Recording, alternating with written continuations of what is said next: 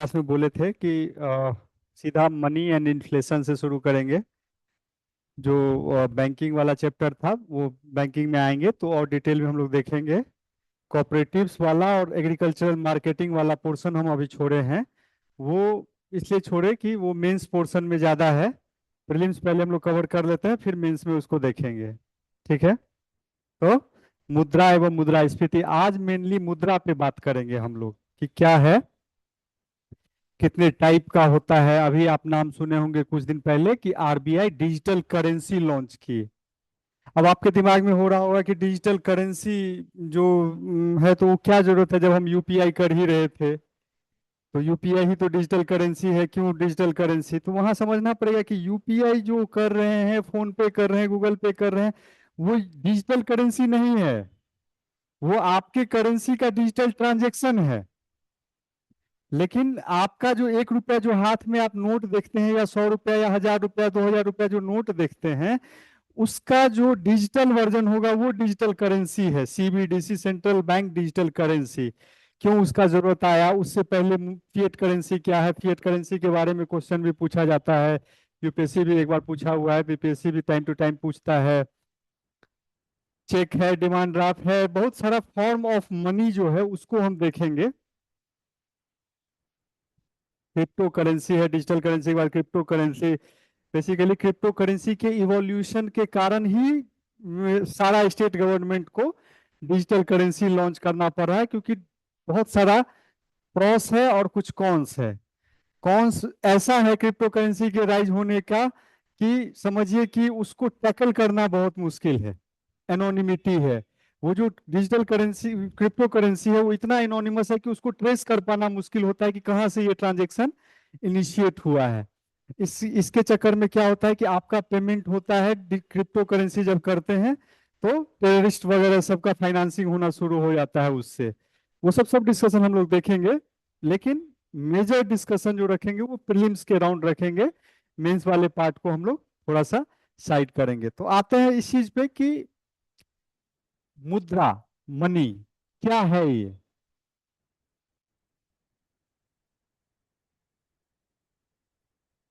Exchange करने का एक मीडियम। सही है। हम पिछले कभी क्लास में भी एक बार बताए थे आप लोग को कि होता क्या है कि जब हम पहले, अगर पुराने समय में चले जाएं, तो बार्टर सिस्टम चलता था कि आपको कोई सामान चाहिए तो आपके घर में जो सामान है, मान लीजिए मेरे घर में अनाज है, गेहूं है, और आप हमको चाहिए चावल, तो हम गए गेहूं लेके बदले में चावल ले आए। तो ये एक्सचेंज हुआ कि गेहूं दिए चावल लिए। तो गुड्स और सर्विसेज जब आप खरीदते हैं तो छोटे लेवल पे, चलिए इस 4 ही लोग के बीच में ट्रांजेक्शन करना है तो सही है कि भैया आपके पास जो है और हमको जरूरत है तो हम आपस में एक्सचेंज करेंगे। लेकिन जब दायरा बड़ा हो जाएगा, जब इंटरलिंकेजेस बढ़ेगा, जब एक दूसरे के बीच में ट्रांजेक्शन बढ़ना शुरू होगा, और कुछ लोग क्या होंगे, बहुत बाहर, मतलब आपके देश की सीमा से भी बाहर रह रहे होंगे, वहां से भी कुछ सामान आना है। तो कई कई बार ऐसा हो सकता है कि आपके पास जो वैल्यू सामान हो, उसका जो वैल्यू होगा वो उसके नजर में कोई वैल्यू नहीं होगा। मान फॉर एग्जाम्पल हम क्या लें, जैसे कुछ भी बताइए।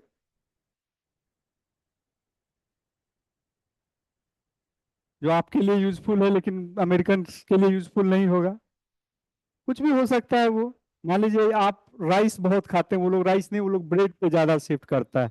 आपके पास चावल का भरमार है, वो लोग ब्रेड, सैंडविच, इन सब पे ज्यादा फोकस करता है। उससे आपको ट्रांजेक्शन करना है, वो बोलेगा भैया हम राइस का लेके करेंगे क्या, हमको नहीं चाहिए। तो इस केस में एक वेल एक्सेप्टेड, जिसको कि जिसके पीछे की पूरा ट्रस्ट रहे, लोगों का, सरकार का बैकिंग रहे, और वो आधार बने ट्रांजेक्शन का, तो फिर क्या होता है कि चीजें स्मूथ हो जाता है। जैसे फॉर दूसरा भी एग्जांपल एक चीज देखेंगे कि मान लीजिए कि आप बोले कि मेरे पास 1 किलो गेहूं है। हमारे गांव में तो 1 किलो गेहूं लेके जाते थे, 1 किलो चना लेके आते थे वापस, यानी सेम वैल्यू पे मिल जाता था। वहीं हम चले गए वैसे रीजन में जहाँ पे चना जो है बहुत कॉस्टली है, ये चना कभी उपजा ही नहीं, वो लोग चना का डिमांड बहुत है लेकिन चना कभी देखा ही नहीं। वहां जब आप 1 किलो अनाज देखे, 1 किलो चावल देखे, 1 किलो चना मांगेंगे तो लोग देगा ही नहीं। समझे? तो एक्सचेंज का जो वैल्यू है वो भी स्टैंडर्डाइज नहीं है।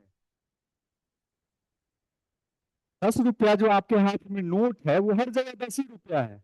मानते हैं इस बात को? क्योंकि उसका बैकिंग है, सरकार उस पे लिखा हुआ उस कागज पे कि मैं धारक को 10 रुपये देने का वचन अदा करता हूँ, ये लिखा देखिए ना, उस पे लिखा रहता है नोट पे।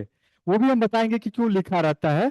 लेकिन जब आप वो 10 रुपये लेके जाएंगे तो यहाँ गए कि राजस्थान गए कि कन्याकुमारी गए, उस 10 रुपये का वेटेज 10 ही रुपया होगा। उस 10 रुपये के बदले में जो गुड्स और सर्विसेज मिलना होगा, जो बिहार में मिलेगा वही वहाँ भी मिलेगा। लेकिन अगर आप बार्टर सिस्टम पे हैं, अगर आप अनाज को लेके जा रहे हैं दूसरा अनाज खरीदने के लिए, तो ये जरूरी नहीं है कि जितना अनाज एक्सचेंज करके आप अपने गांव में खरीदते थे उतना ही आपको वहां भी दे, या वो ले भी ले एक्सेप्ट भी करे। तो ये सब समस्याएं जब आने लगी तो लोगों को रियलाइज हुआ कि कुछ एक्सटर्नल जिसका अपने आप में मूल्य हो। तो वहां से करेंसी का जनरे जन्म हुआ, ओरिजिन हुआ मुद्रा। जब पुराने जमाने में जब व्यापारी व्यापार करने निकलते थे तो इस तरह के धातु को का उपयोग करते थे जिसका अपना वैल्यू होता था। और वो धातु जिसका ट्रांजैक्शनल वैल्यू होता था, जब हम सामान खरीदने गए और उसके बदले में उसका कुछ मूल्य लगा, उसको उसका महत्व दिया गया, वो हर कोई ना बना ले इसके लिए वो एक सेंट्रल अथॉरिटी जनरली राज दरबार से निकलता था। आप लोग हिस्ट्री पढ़े होंगे अगर एंशिएंट इंडिया, तो उसमें देखे होंगे कि स्वर्ण मुद्राएं निकला, कुषाण वंश था, उससे पहले बीमा कडाफिस था, उसका वो स्वर्ण मुद्राएं लॉन्च किया। हर राज के समय में मौर्य वंश, अशोक, सबके समय में मुद्रा निकला। मुगल वंश सब में भी देखे होंगे कि फलाना इसका निकला, कोई कॉपर का निकाला, कोई तांबा का निकाला, कोई सोना का निकाला, कोई सोना और उसको मिक्स करके निकाला, वो अलग बात है। लेकिन मुद्रा हर राज सरकार, सॉरी, हर राजा जो होता था वो अपने समय में लॉन्च करता था ताकि उसके राज में व्यापार बढ़ता रहे सुचारू रूप से। यही चीज जब आगे बढ़ा तो सरकारें बनी तो एक सेंट्रल बैंक जिसको आप आरबीआई के नाम से इंडिया में जानते हैं, दूसरे बैंक दूसरे दूसरे कंट्री में भी अलग अलग नाम से जाना जाता है। जैसे फेडरल रिजर्व होता है यूएस में, जापान का सेंट्रल बैंक होगा, हर जगह का एक सेंट्रल बैंक होता है जो जिसको अधिकृत किया जाता है कि आप इस पैसा के एक्सचेंज वैल्यू से लेके निर्माण से लेके और डिस्ट्रीब्यूशन तक का जिम्मा आप रखेंगे। ठीक है? तो ये बेसिक कॉन्सेप्ट हुआ मुद्रा का। अब इसको लिख लेते हैं।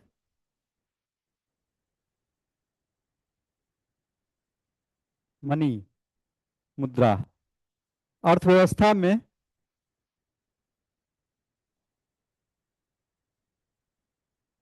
अर्थव्यवस्था में मुद्रा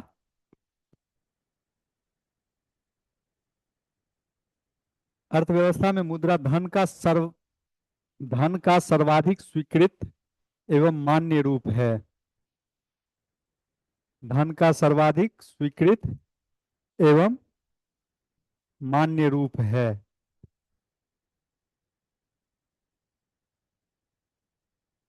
जो वस्तुओं जो वस्तुओं और सेवाओं के जो वस्तुओं और सेवाओं के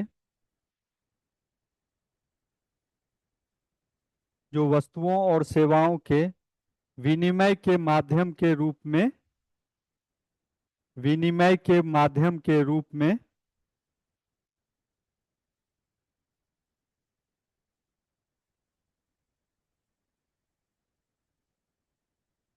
विनिमय के माध्यम के रूप में प्रयोग की जाती है। विनिमय का एक मतलब एक्सचेंज हुआ, मीडियम ऑफ एक्सचेंज। विनिमय के माध्यम के रूप में प्रयोग की जाती है। प्रत्येक देश की एक विशेष मुद्रा होती है। प्रत्येक देश की एक विशेष मुद्रा होती है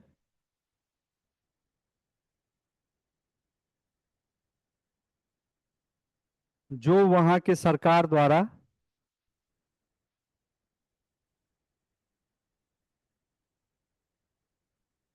जो वहाँ के सरकार द्वारा प्रत्याभूत, गारंटीड,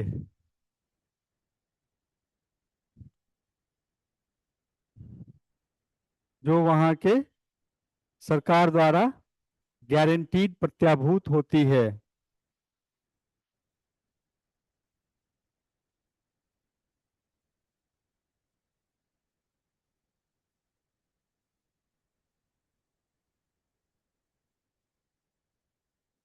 विश्व के अधिकांश देश विश्व के अधिकांश देशों की मुद्रा विश्व के अधिकांश देशों की मुद्रा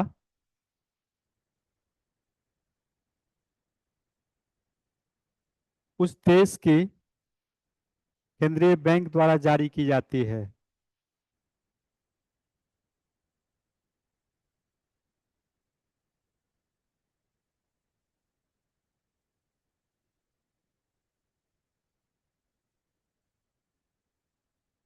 जैसे भारतीय मुद्रा जैसे भारतीय मुद्रा reserve bank of India, RBI द्वारा।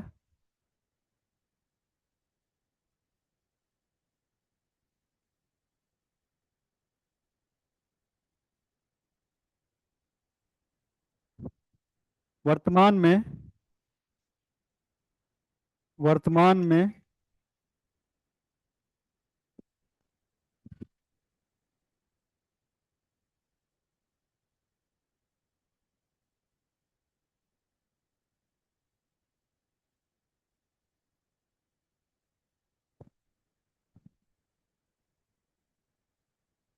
वर्तमान में सभी समकालीन मुद्राएं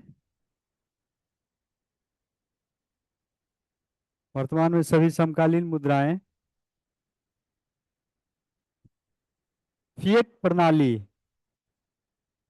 फिएट प्रणाली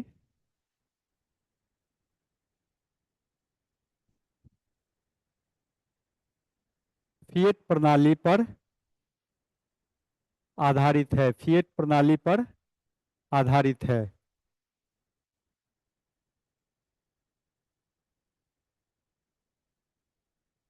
ठीक है। तो अब सवाल उठता है कि एक वर्ड यूज हुआ, फिएट। क्या है फिएट? कभी कभी देखिएगा कि पूछेगा फिएट करेंसी क्या है। करेंसी बोलिए, मनी बोलिए,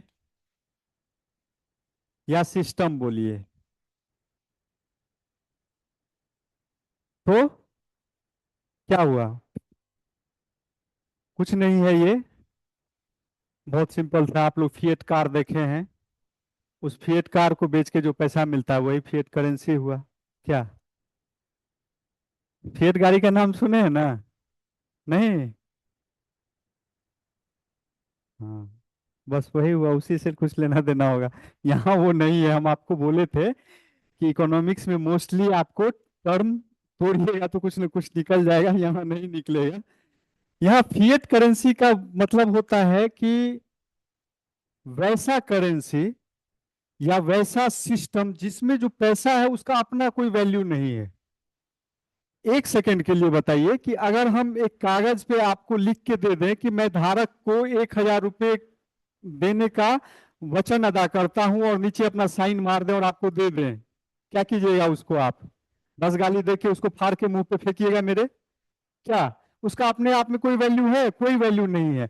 लेकिन वही 10 रुपए का नोट जब भारत सरकार देती है, आरबीआई का गवर्नर का साइन होता है, तो आप बोलते हैं कि भैया ये 1,000 रुपया आ गया, ये लाख रुपया हो गया, ये 10 रुपया हो गया। तो उसमें क्या होता है? उसमें एक बैकिंग होता है, सरकार का गारंटी होता है कि हम गारंटी दे रहे हैं कि ये 10 रुपए का वैल्यू इसका। तो आप सरकार के बैकिंग पे भरोसा करते हैं, और उस कागज का अपने आप में कोई मूल्य ना होने के बावजूद भी आप उसको एक्सेप्ट करते हैं। इसका जीता जागता उदाहरण आप अपने लाइफ टाइम में देख चुके होंगे।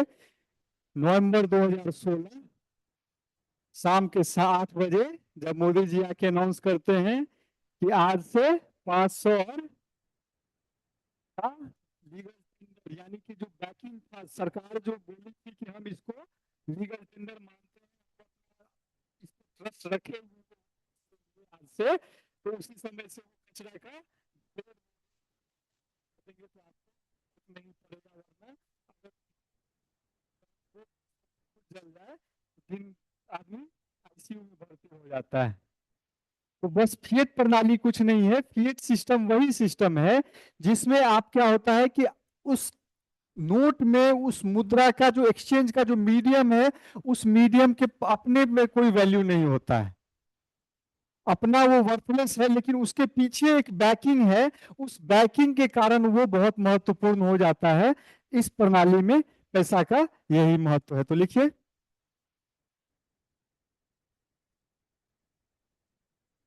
सरकार द्वारा सरकार द्वारा कानूनी रूप से वैध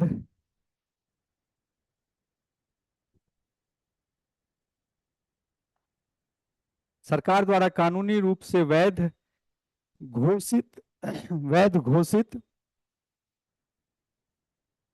कोई मुद्रा कोई मुद्रा जिसका अपना जिसका अपना मूलभूत महत्व जिसका अपना मूलभूत महत्व लीगल टेंडर, मूलभूत महत्व के बगैर में लीगल टेंडर,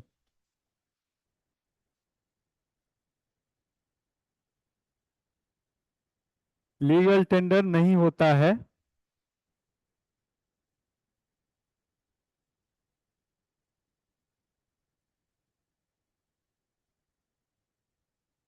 ऐसी मुद्रा को फिएट मुद्रा कहते हैं।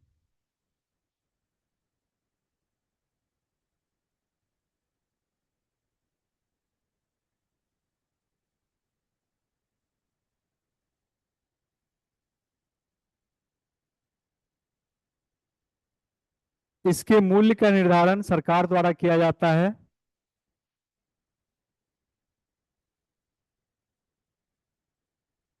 इसके मूल्य का निर्धारण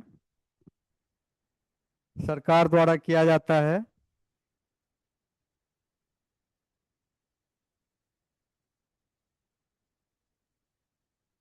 इसे देश की सीमा के भीतर इसे देश की सीमा के भीतर इसे देश की सीमा के भीतर भुगतान के रूप में स्वीकार किया जाता है।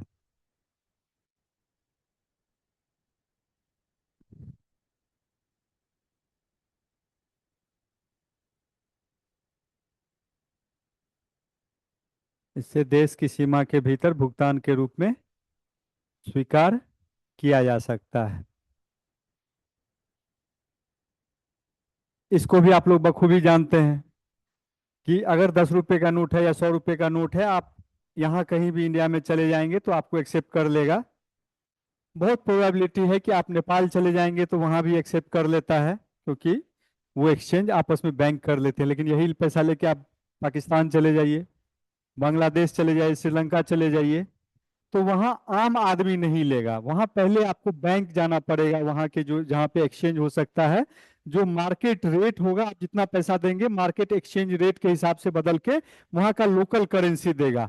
और इसीलिए हम आपको उस दिन बताए थे, जब हम आपको ये एक सवाल पूछे थे कि जब कहीं किसी देश में टूरिज्म होता है तो वो एक्सपोर्ट के बराबर है या इंपोर्ट के बराबर है। एक दिन हम क्वेश्चन रेज किए थे क्लास में जब पहला पढ़ा रहे थे। तो उस समय यही होता है कि जब आप कहीं पे टूरिस्ट बन के जाते हैं तो अपना लोकल करेंसी लेके जाते हैं, वहां आप क्या करते हैं, बैंक में जाते हैं, उस लोकल करेंसी को देते हैं और बदले में अपना लोकल करेंसी देते हैं और वहां का लोकल करेंसी लेते हैं।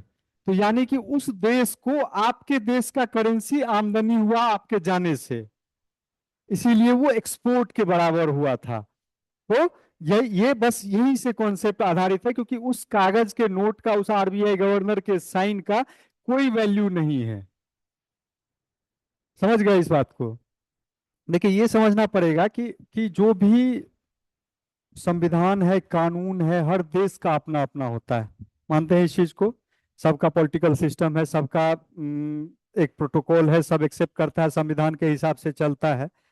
जरूरी नहीं है कि यहाँ के आर्मी के जो चीफ होंगे उसको वैसा ही प्रोटोकॉल मिले दूसरे देश में, क्योंकि वहाँ वो अपने आर्मी चीफ को सबसे ऊपर रखेगा। वही बात कि मेरे घर में मेरे पिताजी सबसे महत्वपूर्ण है। किसी के और दूसरे घर के किसी के पिताजी आएंगे तो वो सेकेंडरी ही रहेंगे। हम इज्जत देंगे कि भाई वो भी किसी के बाप है, लेकिन मेरे पिताजी मेरे सामने मेरे घर में सबसे हो गए। तो बस इसी कॉन्सेप्ट पे सब कुछ चलता है। उसके कानून के नजर में वहां का सिस्टम सबसे ऊपर है। इसी में देखते होंगे कि कभी कभी ऑनररी मानक उपाधि दिया जाता है, ऑनररी आप रिकॉग्नाइज करते हैं। इन नेपाल चीफ, जब इंडियन आर्मी का चीफ जाएगा नेपाल में, उसको वही प्रोटोकॉल मिलेगा, वही सुविधा मिलेगा, वही सब कुछ मिलेगा जो नेपाली आर्मी के चीफ को मिलता है। जब आप इंटरनेशनल रिलेशन पढ़ेंगे तो वहां देखेंगे भारत और नेपाल में ये प्रोटोकॉल सदियों से चला आ रहा है, जिसमें दोनों कंट्री एक दूसरे के आर्मी चीफ को रिकॉग्नाइज करते हैं कि आपका आर्मी चीफ इक्विवेलेंट टू मेरा आर्मी चीफ। तो जब वो भी आएगा तो जो प्रोटोकॉल इसको मिलेगा वही प्रोटोकॉल इसको मिलेगा। सिंपल सा बात, तो वो रिकग्निशन पे है। तो आपका जो 10 रुपए का नोट होगा वहां रिकग्नाइज नहीं होगा, वहां सेंट्रल बैंक रिकग्नाइज करेगी उसको। सेंट्रल बैंक रिकग्नाइज करेगी, जो मार्केट एक्सचेंज रेट होगा उस बेसिस पे आपको वापस वो दे देगा। अब आइए परचेजिंग पावर ऑफ मनी, मुद्रा की क्रय शक्ति।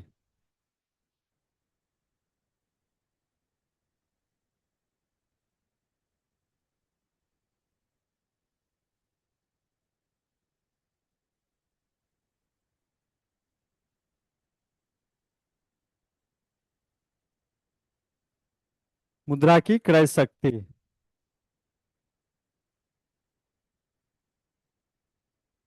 इसमें बताने के लिए कुछ है नहीं, नाम से क्लियर है कि एक मुद्रा का जो सबसे छोटा इकाई है, वो उसका उपयोग करके हम कितना चीज खरीद पाते हैं, वही ना उसका क्रय शक्ति हुआ। 1 रुपया में, अगर मान लीजिए हम यहाँ मुद्रा मेरा 1 रुपया है, एक मुद्रा का सबसे छोटा इकाई 1 रुपया हो अगर, तो उस 1 रुपया में हम जो भी खरीद पाएंगे उस रुपये का क्रय शक्ति उतना ही होगा। फिर सवाल उठता है कि कहाँ खरीदेंगे। आंतरिक बाजार में खरीदेंगे तो वो आंतरिक क्रय शक्ति हो गया। बाहरी बाजार में खरीदेंगे, अगर वही 1 रुपया को लेके आप अमेरिका गए वहां एक्सचेंज करवा के जितना सामान खरीदे, वो उस मुद्रा का बाहरी क्रय शक्ति हुआ। तो यहाँ पे इसका दो पार्ट हो जाएगा, आंतरिक और बाह्य क्रय शक्ति, इंटरनल और एक्सटर्नल। बेसिकली ये सब कुछ नहीं है, ये खुद से भी ये चीज रिलेट हो सकता है। एक बार वैसे भी हम क्लास में बहुत डिटेल डिस्कशन किए हैं परचेजिंग पावर पैरिटी पे। उसमें भी बताए थे कि आपका उसमें हम क्या किए थे, इसमें हम पैसा फिक्स किए हैं कि 1 रुपया का मुद्रा का छोटा इकाई है वो कितना खरीद पाएगा। वहां क्या किए थे, उल्टा किए थे, एक टोकरी फिक्स किए हुए थे और बोले थे ये टोकरी कितने रुपया में आप खरीद पाएंगे। बेसिकली नाक को हम उल्टा हाथ से पकड़ रहे थे, सीधा बात है, वही है। तो 2 लाइन लिखना है तो लिख लीजिए। इकाई मुद्रा जितनी मात्रा में, इकाई मुद्रा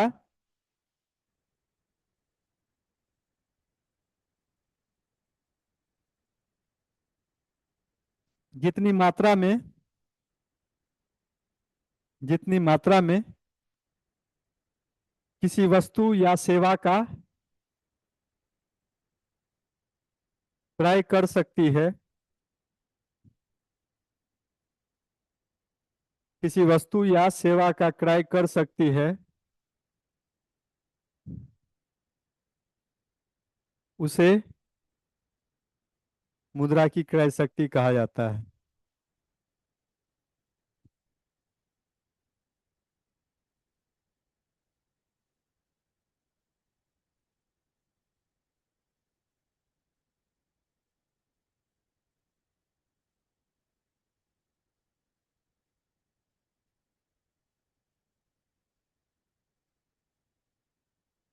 ठीक है, अब आते हैं मुद्रा के प्रकार। आंतरिक, बाह्य या अंतर्राष्ट्रीय भी कर लीजिएगा।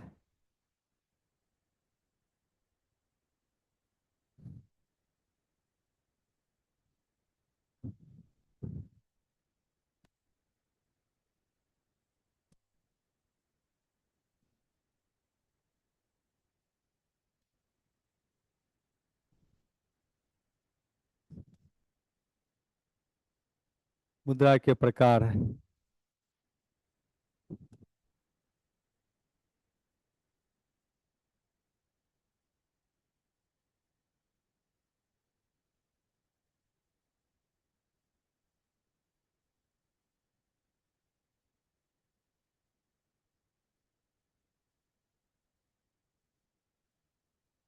अच्छा, ये अभी क्या है कि यूपीएससी के का नज़र इस चैप्टर पे पड़ा है पिछले 1-2 सालों में।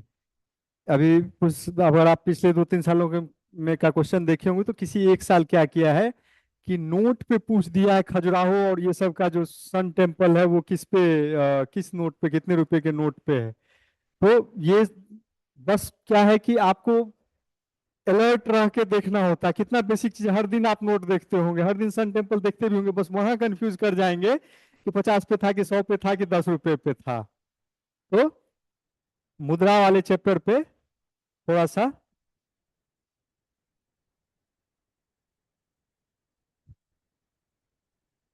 वास्तविक मुद्रा और स्वीकार्य मुद्रा सब हम बताएंगे कि क्या क्या है।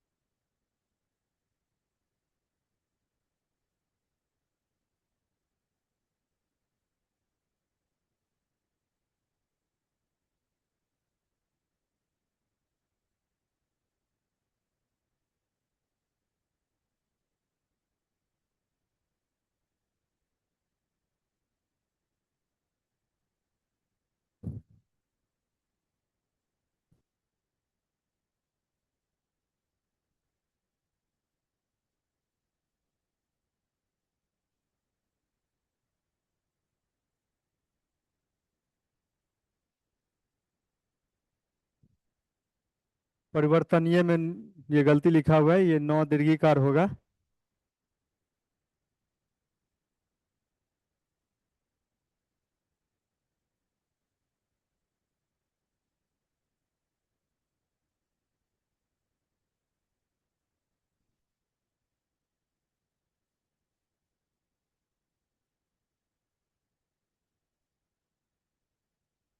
वैध मुद्रा में दो सीमित और असीमित।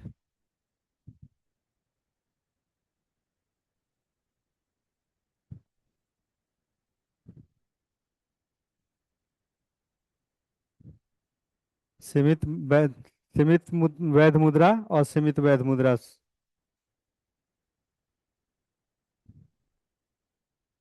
और ऐच्छिक मुद्रा में होगा बैंकिंग मुद्रा, साख मुद्रा।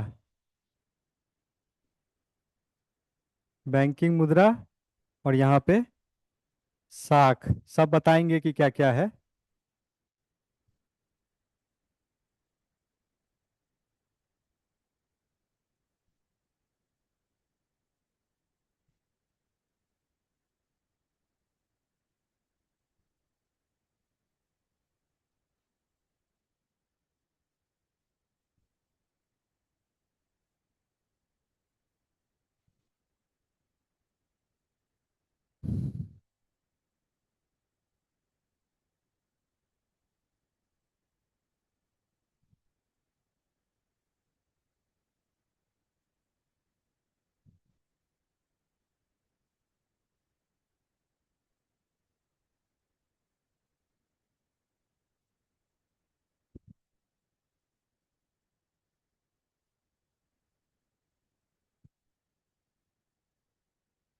हो गया। अब देखिए, टाइप को डिटेल में समझेंगे, कॉन्सेप्चुअल है यहाँ पे चीजें, लेकिन मोस्टली आपको नाम से भी समझ में आ रहा होगा। वास्तविक, ओरिजिनल, स्वीकार मतलब वैसा जिसका स्वीकृति हो। ओरिजिनल अपने आप में कुछ ना भी हो लेकिन उसका स्वीकृति हो। वास्तविक में क्या, दो टाइप, धातु, एक जो आप किसी कॉपर, मेटल, नॉन मेटल इन सब से बना हुआ हो। दूसरा कागजी, जो पेपर करेंसी देखते हैं, उसका फिर टाइप हो गया मानक, प्रतीक, सहायक, प्रतिनिधि, परिवर्तनीय और परिवर्तनीय और आदेश। यहाँ समझेंगे कि मेनली ये वाला पोर्शन हमको समझना है कि ये क्या चीज़ है। ऊपर से तो आपको नाम मोस्टली क्लियर आ रहा होगा कि वास्तविक मुद्रा का क्या मतलब है। वास्तविक मुद्रा का जिसका वैल्यू है, एक्चुअल में एग्जिस्ट करता है, कि भले चाहे वो जो मीडियम ऑफ एक्सचेंज है उसी में वैल्यू होगा। मान लीजिए आपको हम एक सोना का 5 रुपए का सिक्का दिए, तो दो चीज हो गया यहाँ पे। वो सोने का 5 रुपए का सिक्का का, एक तो वो जाएंगे तो 5 रुपया, कहीं पे आपको 5 रुपए का सामान ले सकते हैं क्योंकि वो 5 रुपए का सिक्का है। और दूसरा, जो अगर उसको पिघला लेंगे और सोना में बेचेंगे तो वो भी आपको जितना रुपया होगा उतना रुपया देगा। अभी के लिए तत्काल मान लेते हैं कि 5 रुपया का है तो 5 ही रुपया का पिघल के सोना भी उसमें निकलेगा 5 रुपए के हिसाब से। तो उसमें क्या हुआ कि वो आप किसी भी फॉर्म में है, धातु के फॉर्म में है, तो वो वास्तविक मुद्रा का कौन ये हो गया। कागजी मुद्रा है तो उसके पीछे सरकार का बैकिंग है, इसीलिए वो वास्तविक मुद्रा है। स्वीकार्य मुद्रा में क्या है कि आपको वो दो पार्टी के बीच में वो ट्रस्ट आता है, एक्सेप्टेड फॉर्म ऑफ करेंसी है। यहाँ पे मेजॉरिटी का बात नहीं होगा, यहाँ पे जो ट्रांजेक्शन में फंसा हुआ दो लोग होगा उन्हीं के बीच में होगा। जैसे आप चेक देते हैं, चेक को ले जाके आप पान के दुकान पे 5 रुपया का जाइए, पान खाइए और उसको चेक लीजिए कि 5 रुपया का ये चेक रख लो तुम, आपको मारेगा जूता से। क्या वो एक्सेप्टेड नहीं है? वहां पे आप उस चेक को बैंक लेके जाइएगा, बैंक एक्सेप्ट करेगा। तो क्या है कि वो जो इशू कर रहा है और बैंक है और जिसको लेना है, इन तीनों के बीच में वो स्वीकार्य मुद्रा है। हुंडी सिस्टम आप लोग नाम सुनते होंगे बाजार में, हुंडी सिस्टम सुनते ना, हुंडा हुंडी इतना रुपया में ले ले, मुहा मुही चलने लगा हुंडा हुंडी वर्ड। लेकिन हुंडी क्या है? हुंडी एक तीन पार्टी के बीच का एक एग्रीमेंट है कि हम इतने में ये सामान लेंगे, मैं हम इतना जब तारीख हो जाएगा तो हम इसको इतना रुपया दे देंगे इस सामान के एवज में। तो वो उन तीनों के बीच में वो कागज है, वो कागज जिसके पास भी रहेगा वो पैसा उतना निकाल लेगा। डिमांड ड्राफ्ट क्या है? वही फॉर्म है। तो ये सब एक स्वीकार्य मुद्रा है। ये डायरेक्ट अपने आप में पैसा नहीं देगा लेकिन इसका इनडायरेक्ट वे में आपको निकल के आएगा। सीधा कॉन्सेप्ट अगर ले मैन टर्म्स में बात करें तो यही है। तो ठीक है, अब लिखते हैं।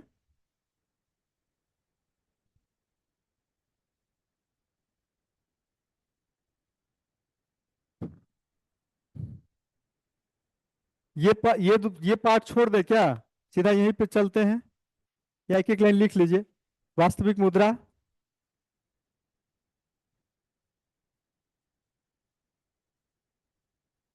किसी देश में, किसी देश में वास्तव में प्रचलित मुद्रा, किसी देश में वास्तव में प्रचलित मुद्रा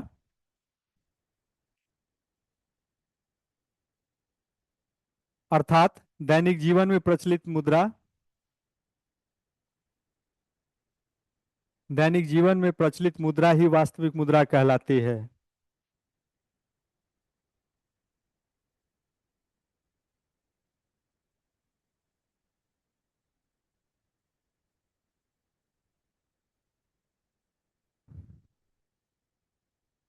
इसे यथार्थ मुद्रा या साधारण मुद्रा भी कहते हैं। इसे यथार्थ मुद्रा, इसे यथार्थ मुद्रा या साधारण मुद्रा भी कहते हैं।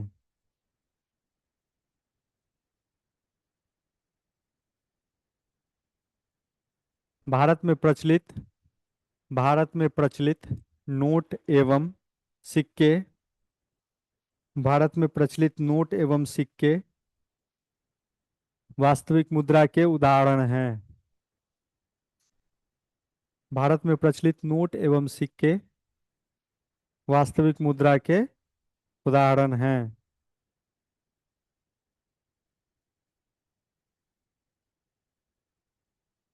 अब धातु मुद्रा।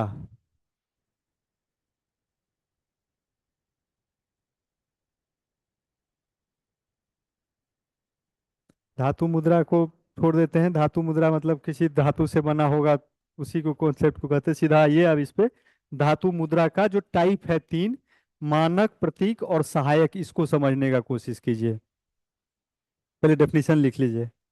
मानक मुद्रा, धातु मुद्रा के अंदर में मानक मुद्रा। मानक मुद्रा English standard money. Standard money, मानक मुद्रा।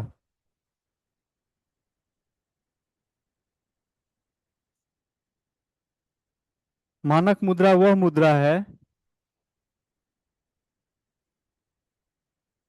मानक मुद्रा वह मुद्रा है जिसका मूल्य, मानक मुद्रा वह मुद्रा है जिसका मूल्य वस्तु के रूप में, वस्तु के रूप में गैर मौद्रिक उद्देश्यों के लिए भी, वस्तु के रूप में गैर मौद्रिक, नॉन मॉनेटरी, गैर मौद्रिक उद्देश्यों के लिए भी, उद्देश्यों के लिए भी उतना ही है, उद्देश्यों के लिए भी उतना ही है जितना,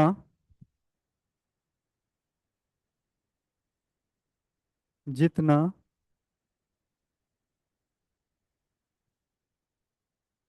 जितना कि मुद्रा के रूप में, जितना कि मुद्रा के रूप में है।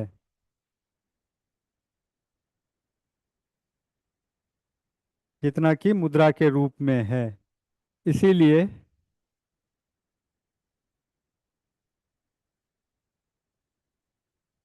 इसीलिए इसे पूर्ण मूल्य मुद्रा भी कहते हैं। इसीलिए इसे पूर्ण मूल्य, फुल वैल्यू, पूर्ण मूल्य मुद्रा भी कहते हैं। फुल वैल्यू, टोटल के बजाय, हाँ फुल वैल्यू, पूर्ण मूल्य मुद्रा भी कहते हैं।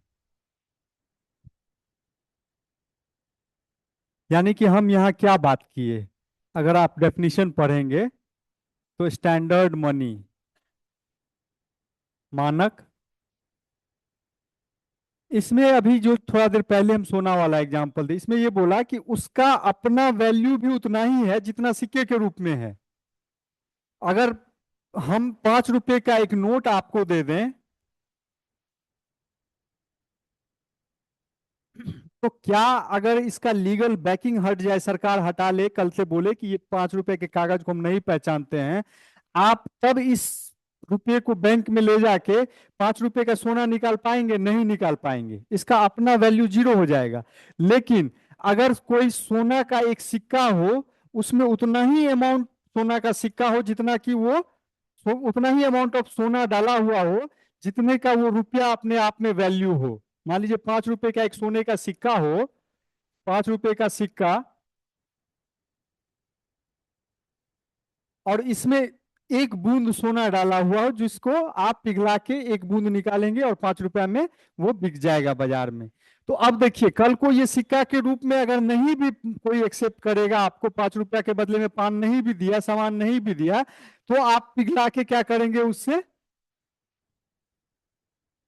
सोना निकाल के 5 रुपया आप निकाल सकते हैं, 5 रुपए का कोई सामान ले सकते हैं। यानी कि इसको जितना इसका मॉनेटरी मुद्रा के रूप में वैल्यू था, मुद्रा के रूप में वैल्यू का मतलब क्या हुआ, एक्सचेंज वैल्यू। आप 5 रुपए का सामान खरीदने गए, यानी इसका मुद्रा के रूप में वैल्यू ये हुआ। उतना ही गैर मौद्रिक वैल्यू भी है, नॉन मॉनेटरी वैल्यू भी है। नॉन मॉनेटरी वैल्यू का मतलब है कि इसके जो अंदर सामान है, जब उसको नीलाम करते हैं तो आपको उतना ही वैल्यू मिल जाता है। यहाँ सब्सटेंस का बात हो रहा है, सब्सटेंस भी इसमें है और इसका वैल्यू भी उतना ही है। तो ये आपका स्टैंडर्ड मनी हुआ। पुराने जमाने में क्या होता था कि जो सिक्का बना होता था उसमें जैसे कॉपर डाला या जो भी डाला, वो उतने ही मूल्य का होता था जितना का सिक्का होता था। इसीलिए लोग क्या करता था कि बाद में पिघला पिघला के उसको बेचता भी था। कोई अंगूठी बना लिया, कोई ये पैसा का गिल्लट, गिल्लट समझते हैं, गांव घर में गिल्लट पहनता था पहले लोग, एक टकिया 50 पैसे का, वो पिघला पिघला के ना गला में हार जैसा पहनता था उसका। एक लाइन और लिखिए। मुख्यतः मानक मुद्रा सिक्के के रूप में होते हैं।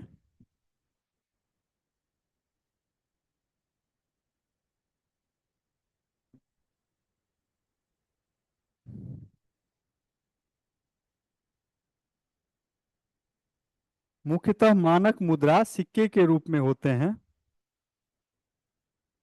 मुख्यतः मानक मुद्रा सिक्के के रूप में होते हैं।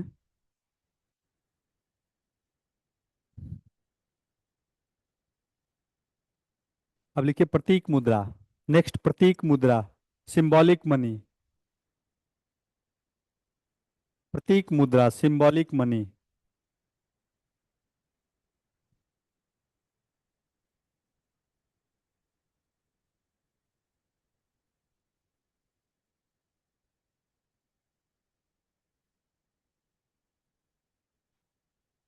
वह मुद्रा,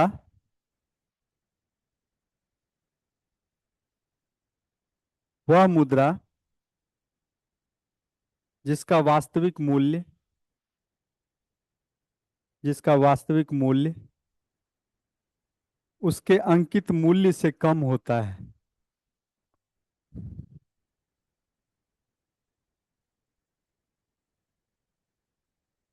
वह मुद्रा जिसका वास्तविक मूल्य उसके अंकित मूल्य से कम होता है।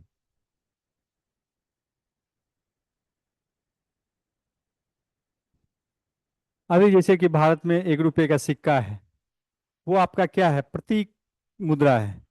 अगर आप उसको पिघलाएंगे भी तो उससे जो धातु निकलेगा वो 1 रुपए के बराबर नहीं निकलेगा। तो जब आप आगे पढ़ेंगे आरबीआई का, तो नोट और ये सब जो निकलता है, तो वास्तव में आरबीआई इससे भी मिंटिंग ऑफ कॉइन जो जिसको बोलते हैं, जो कॉइन जो बनाता है, जहाँ पे कॉइन वो बन के निकलता है, तो इससे भी इनकम होता है। आप पूछे कैसे? तो अगर प्योर इकोनॉमिक सेंस में हम बात करें, मार्केट के हिसाब से बात करें, तो अगर किसी चीज को बनाने में हमको जितना रुपया लगे, जितना रुपया लगना चाहिए उसका वैल्यू उतना ही रुपया होना चाहिए। अगर हम टैक्स वैक्स को हटा दे साइड में 1 मिनट के लिए, तो आइडियली तो यही होना चाहिए कि हमको इस चीज को बनाने में 5 रुपया लगा, तो इसको आपके सामने हम 5 रुपया में रखेंगे। लेकिन जब मुद्रा, जब कॉइन, सिक्का जब ढाला जाता है, मिंटिंग ऑफ कॉइन जब होता है, तो उसका वैल्यू जो होता है वो कम होता है जितना उस पर अंकित होता है। मान लीजिए 1 रुपया है, तो बहुत प्रोबेबिलिटी है कि इस 1 रुपये को सिक्का को ढालने में जो जहां से वो बन के आया होगा, 25 पैसा लगा होगा, उसमें इतना ही धातु का प्रयोग हुआ होगा कि उसमें 25 पैसा लगा होगा। लेकिन वो बाजार में आएगा 1 रुपये का, तो 75 पैसा का तो प्रॉफिट लिया ना आरबीआई, या जो भी एजेंसी बना रहा है, तो वो 75 पैसा इनकम हुआ ना उसका। तो ये इनकम के फॉर्म में वहां भी दिखाया जाता है। ये आप लोग जब आरबीआई वगैरह चैप्टर में, बैंकिंग चैप्टर में जब हम आरबीआई में देखेंगे, तो वो भी एक इनकम का सोर्स आपको दिखेगा। अगर हम आपको 1 रुपया, मतलब आप बोलेगा कि भाई वो तो निकाल के दे दिया, उसको क्या प्रॉफिट हुआ? प्रॉफिट ये हुआ कि आपको हम पैसा छापे, आपको ऐसा थोड़ी कि हम पैसा निकाले और सीधा मार्केट में फेंक दिए, लूट लो कोई, नहीं होता है ना ये। आप 1 रुपये का काम किए तो हम बदले में 1 रुपया आपको दिए। यानी कि अगर हम सिर्फ आपसे काम भी लिए, तो आपसे 1 रुपये का काम लिए, उस काम में हमको 25 पैसा का सामान बनने लगा था, वो 25 पैसा हम आपको पकड़ा दिए। लेकिन हम बोले कि भैया ये 25 पैसा नहीं है, ये 1 रुपया है, और आप 1 रुपया समझ के उसको रख लिए, यानी 75 पैसा बीच में मेरे पास आया। इनडायरेक्ट फॉर्म में बोलिए या जैसे भी बोलिए, मतलब प्योर अकाउंटिंग है यहाँ पे। आप अगर ट्रांजेक्शनल सेंस में बात करेंगे, विनिमय का बात करेंगे, तो आपको विनिमय कुछ होता हुआ दिखाई नहीं देगा। यहाँ कंसेप्चुअल समझना है कि बनाने में हमको 25 पैसा लगा, इसको बाहर आना चाहिए था 25 पैसा ही होना चाहिए, लेकिन बाद आरबीआई बोला कि नहीं नहीं, ये 1 रुपया है, तो 1 रुपया है, तो अब जो इसके कॉरस्पॉन्डिंग गुड्स या सर्विस खरीदा जाएगा वो 1 रुपये का होगा। तो रेस्ट 75 पैसा जो है वो सरकार के पास चला गया, तो वो इनकम के फॉर्म में चला जाता है।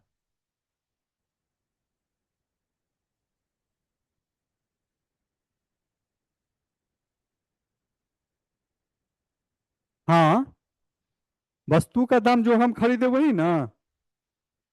तो वही, यही तो हम बोलना चाह रहे हैं कि उसका 1 रुपया लगा, लेकिन इस पैसे का तो 25 ही पैसा। मान लिया अगर हम, मेरे पास ये पेन है, ये पेन है, इसको बनाने में हमको 25 पैसा लगा, और हम इसको आपको दिए, ये पेन लीजिए, यूपीएससी पास करा देगा, आपको 1 लाख रुपया हमको दे दीजिए। आप 1 लाख रुपया दे दिए हमको, तो हम मेरे पास कितना नेट आमदनी हुआ? 1 लाख में जो 25 पैसा घटा दीजिए, उतना तो नेट आमदनी हुआ ना मेरा। तो बस हम यही तो बोलना चाह रहे हैं कि सरकार के फॉर्म में, अगर देखिए आरबीआई को एक आदमी मानिए, तो वो क्या किया, एक 25 पैसा में एक नोट बनाया, बोला कि ये तुम अपने पास ले लोगे तो इसका वैल्यू 1 रुपया हो जाएगा, तुम अब 1 रुपया का सामान बाजार में कहीं भी खरीद सकते हो। उसको 1 रुपया बोल के आपको दे दिया, यानी बीच में जो 75 पैसा है, वो आरबीआई प्रॉफिट समझ के अपने पास रख लिया। यहाँ आपको पैसा का ट्रांजैक्शन नहीं दिखाई देगा। इसमें बस वो समझना है कि अगर हम इसके इंट्रिंसिक वैल्यू को समझें, इंट्रिंसिक वैल्यू समझते हैं, उस वस्तु के होने के कारण जो उसका वैल्यू है, और फिर उसमें सरकार का बैकिंग आता है कि सरकार बोला कि नहीं, अगर केवल वस्तु के होने के कारण हम अगर उसका मूल्य पे जाए तो वो 25 पैसे का वस्तु है। सरकार आया, बोला कि बिना कोई उसके एवज में गुड्स और सर्विसेज क्रिएट किए हुए, सरकार बोला ये 1 रुपए का सिक्का है, तो 75 पैसा का कहीं ना कहीं अकाउंटिंग आप दिखाइएगा ना जी। ऐसे बाजार है ना, पूरा इकोनॉमिक्स है, तो मतलब वो मान के चलता है, जैसे आप फिजिक्स में पढ़ते हैं टोटल एनर्जी इज कंजर्व्ड, वैसे यहाँ भी इकोनॉमिक्स में भी उसी कॉन्सेप्ट को चलता है कि टोटल मनी इज कांस्टेंट। मतलब अगर 1 रुपए का आप सिक्का बनाए हैं, तो 1 रुपए के उसके एवज में 1 रुपए का गुड्स और सर्विसेज कहीं जनरेट हुआ होगा, या उसके बदले में कुछ सामान रखा होगा, तभी वो निकला है बाहर में। इसीलिए ये चीज चल रहा है। अब आइए सहायक मुद्रा, तीसरा है सहायक मुद्रा।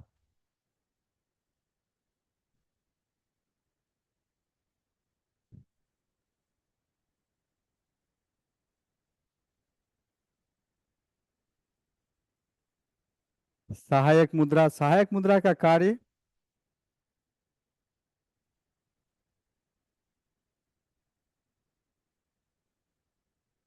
प्रतीक मुद्रा, प्रतीक मुद्रा को सहायता पहुंचाना है। सहायक मुद्रा का कार्य प्रतीक मुद्रा को सहायता पहुंचाना है।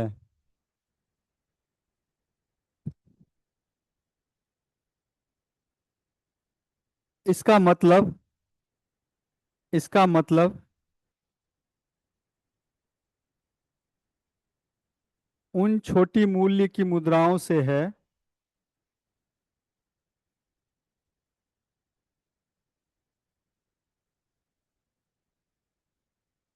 उन छोटी मूल्य की मुद्राओं से है जो मुख्य मुद्रा के लेन देन को, जो मुख्य मुद्रा के लेन देन को,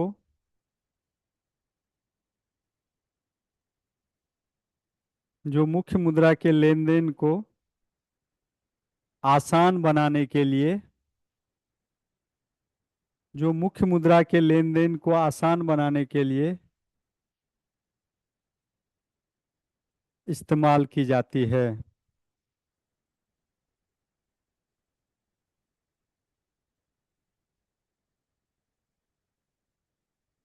जो मुख्य मुद्रा के लेन देन को आसान बनाने के लिए इस्तेमाल की जाती है। मतलब क्लियर है। अब मान लीजिए 12 रुपए का आपको भुगतान करना है, 10 का आप नोट दिए, 2 आप सहायक मुद्रा के रूप में दिए। क्या है, मेन करेंसी को वो सपोर्ट किया। छोटा छोटा कॉइन जो आप लोग देखते हैं, 1.5 रुपया, पहले 50 पैसा का भी सिक्का होता था, 1 रुपया, 20 पैसा, 20 पैसा, 10 पैसा, 5 पैसा का सिक्का भी हम लोग देखे हुए हैं। तो मान लीजिए अगर किसी का दाम 55 पैसा हुआ, तो 50 पैसा दिए और 5 पैसा का एक सिक्का दिए उसको, तो 5 पैसा यहाँ पे आपका सहायक मूल्य करेंसी हो गया, सहायक मुद्रा के फॉर्म में आ गया।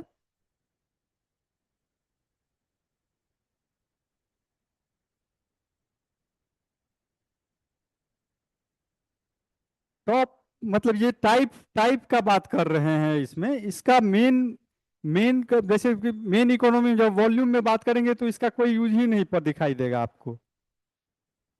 और इसका एक सर्टेन से ज्यादा आप लीगली बैन भी होता है। अगर मान लीजिए सपोज कीजिए कि आप कोई सामान बेचे हमको 1 लाख रुपए का, और हम क्या किए, गुस्से में आपको 1 लाख रुपए का सिक्का दे दिए, 1 लाख रुपए का सिक्का दे दिए, तो आप समझिए कि आप लीगली वैलिड हैं अगर आप उसको रिफ्यूज करते हैं इस पेमेंट को कि हम नहीं लेंगे। क्योंकि सहायक मुद्रा में 10 तक ही जा सकते हैं आप इफेक्टिवली, कि 10 10 रुपया तक आप सिक्का दिए या सहायक मुद्रा का प्रयोग 10 रुपया तक किए।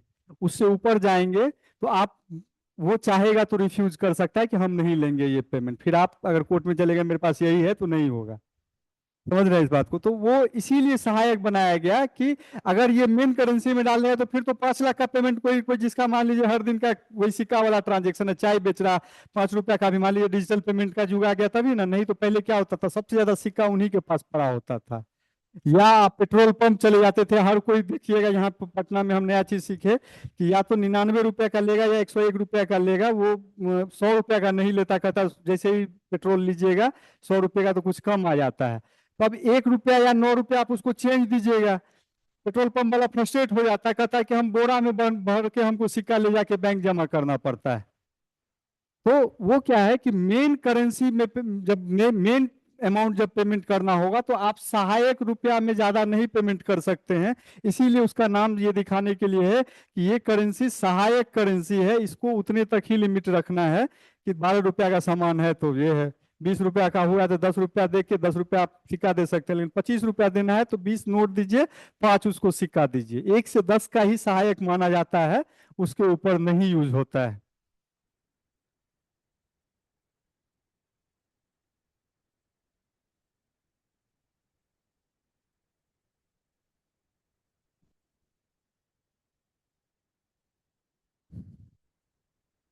कागजी मुद्रा,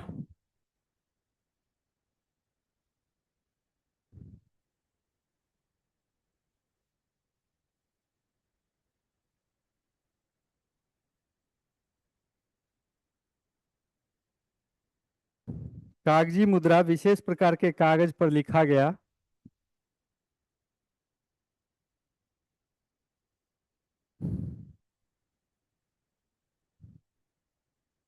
कागजी मुद्रा विशेष प्रकार के कागज पर लिखा गया एक प्रतिज्ञा पत्र होता है, एक प्रतिज्ञा पत्र होता है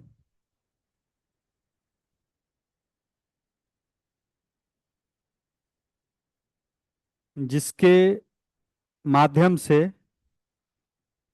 जिसके माध्यम से, जिसके माध्यम से निर्गमन अधिकारी, इशुइंग अथॉरिटी, जिसके माध्यम से निर्गमन अधिकारी,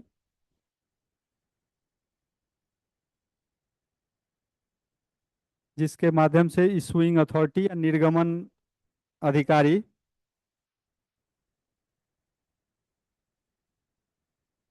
किसको, issuing, issue issue issue issue से जो इशुइंग निकलता है, इशुइंग अथॉरिटी, इशुइंग अथॉरिटी धारक को, धारक को उस पर अंकित राशि देने का वचन देता है, धारक को उस पर अंकित राशि देने का वचन देता है।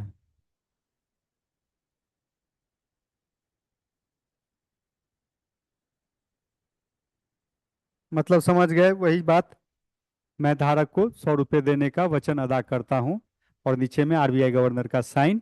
ये एक स्पेशल पेपर होगा, प्रिंटिंग प्रेस होता है इसका, इंक स्पेशल यूज किया जाता है, सेफ्टी फीचर्स, क्योंकि अगर ये सब नहीं रखेगा तो हर कोई क्या करेगा, A4 शीट पे मान लीजिए अगर आने लगे तो हर कोई अपने घर में एक प्रिंटिंग प्रेस रखेगा, A4 शीट निकालेगा, उस पर लिखेगा मैं धारक को 1,000 रुपये देने का वचन अदा करता हूँ, उसका साइन कॉपी मारा, स्कैन किया और प्रिंट करके आपको दे दिया।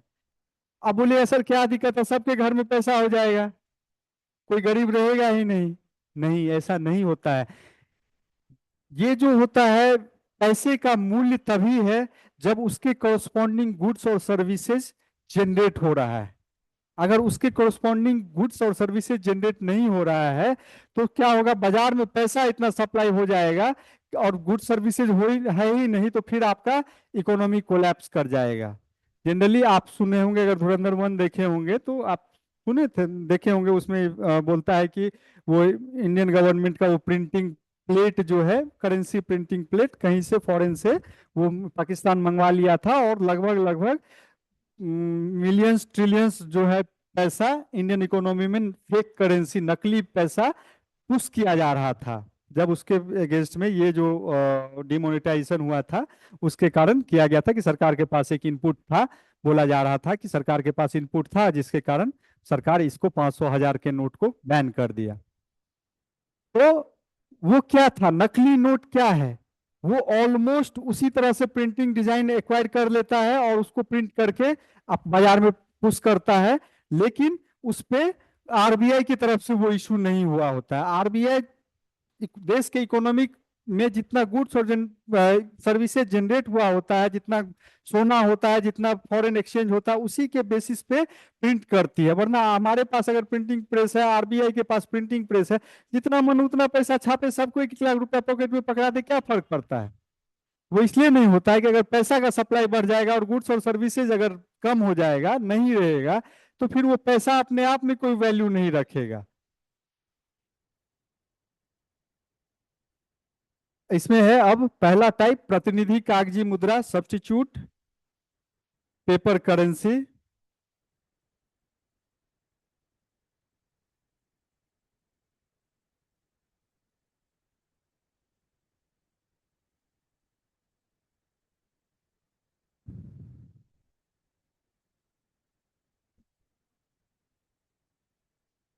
प्रतिनिधि कागजी मुद्रा, सब्स्टिट्यूट पेपर करेंसी।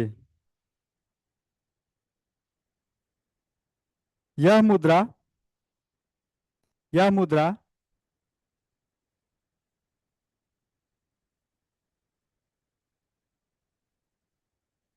वास्तव में, यह मुद्रा वास्तव में पूर्ण मूल्य सिक्कों, पूर्ण मूल्य सिक्कों,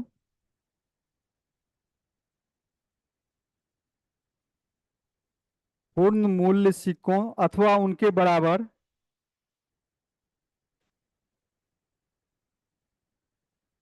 अथवा उनके बराबर स्वर्ण बुलियन,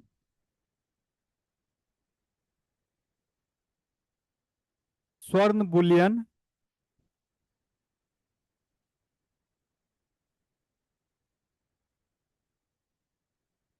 जिसको हिंदी में बुलियन को सराफा भी बोलते हैं। सराफा बाजार सुनते हैं ना, पेपर में देखते होंगे सराफा बाजार, हिंदी में। वो बेसिकली बुलियन, बुलियन जो होता है इंग्लिश में करेंसी के टर्म में, जब जब कोई वैल्यूएबल मेटल करेंसी होता है उसको बुलियन बोलते हैं।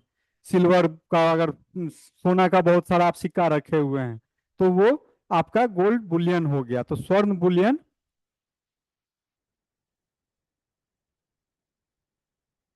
की माल गोदाम रसीद है,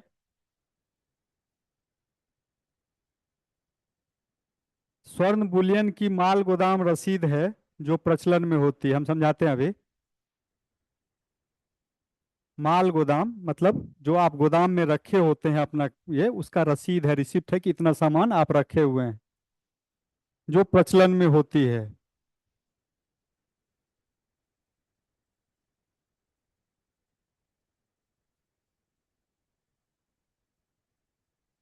ठीक है, क्या मतलब हुआ, इसको पढ़ के एक बार समझने की कोशिश कीजिए, कुछ मीनिंग निकलता है।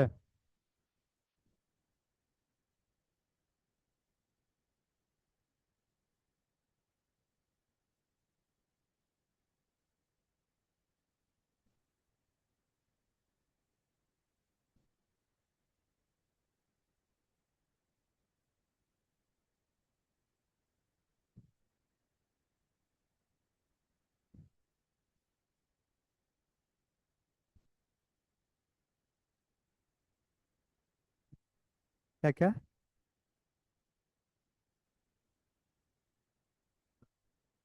हाँ, कंसेप्ट यही है कि मान लीजिए, सपोज कीजिए कि आप क्या किए कि 1 क्विंटल सोना लाए और उसको रख दिए इसमें, एक गोदाम में, और एक कागज पे ये हुआ और कोई अथॉरिटी साइन करके दे दिया कि ये कागज जब आप दिखाएंगे तो 1 करोड़, वो 1 क्विंटल सोना आपको वापस मिल जाएगा। यानी उस कागज का वैल्यू कितना हुआ, उस 1 क्विंटल सोना के बराबर है। यानी जितना सोना आप रखे हैं उतना वो पैसा के फॉर्म में आपके हाथ में है। तो इसमें इसका कॉन्सेप्ट ये है कि जितना रुपया का करेंसी आपके हाथ में है उतने ही रुपये का सोना भंडार में पड़ा हुआ है। वो पैसा ऐसे नहीं है। जैसे पैसा इशू करने का क्या हो सकता है, बहुत सारा फॉर्म हो सकता है कि बोले भैया कि ये पेपर है और इसको हम सीधा का सीधा टेंडर दे दिए कि सर कानूनी मान्यता दे दिए कि कानून इसको पहचान रहा है कि ये 100 रुपये का है। दूसरा बोला कि कानून पहचान नहीं रहा है, कानून पहचाने नहीं पहचाने, लेकिन 100 रुपये का हम सामान इसके बदले में रखे हुए हैं। ये ठीक वही बात हो गया कि आप जमीन को गिरवी रखे बैंक में और उसके बदले में 1 लाख रुपया उठा लिए। तो यहाँ क्या किए, आप सोना को रखे वहां पे और 100 रुपये उसके बदले में 100 रुपया मार्केट में घूम रहा है। यानी जिस दिन वो कागज को आप देंगे, वो कागज किसका प्रतिनिधि कर रहा है, वो कागज इसका प्रतिनिधि कर रहा है कि 100 रुपया का सोना पीछे इसके रखा हुआ है।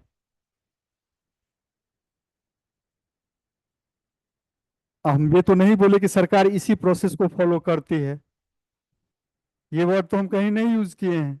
क्या, हम बोले कि ये एक टाइप ऑफ प्रतिनिधि मुद्रा में ऐसा होता है। अब सरकार इसको फॉलो कर रही है कि कोई दूसरा फॉलो कर रही है, वो क्वेश्चन हो सकता है।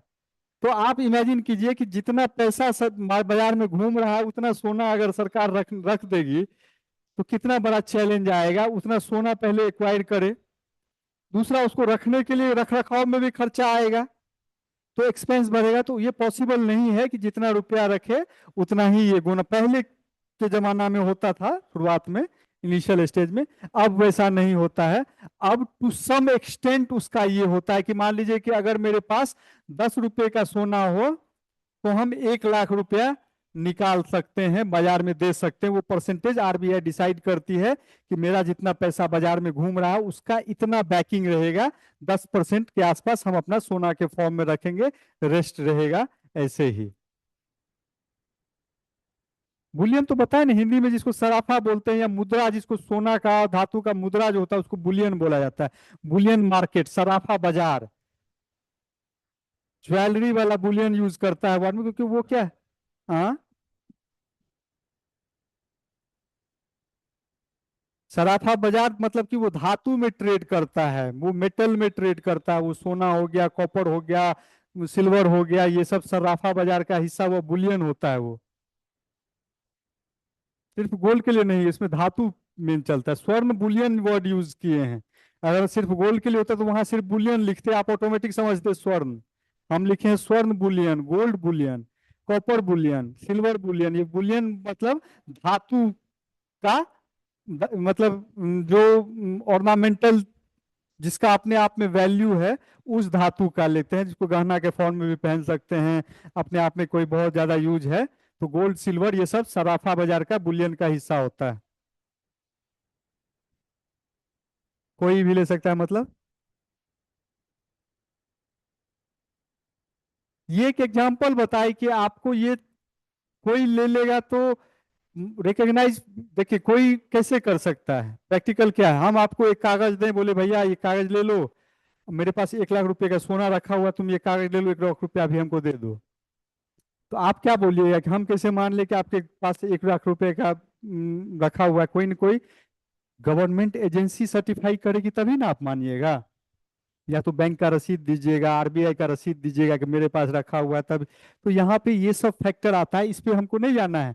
हमको ये देखना है कि इस फॉर्म में सरकार ही जनरली करेगी ना, पैसा निकाल रहे तो वो किसी एजेंसी का काम है ना।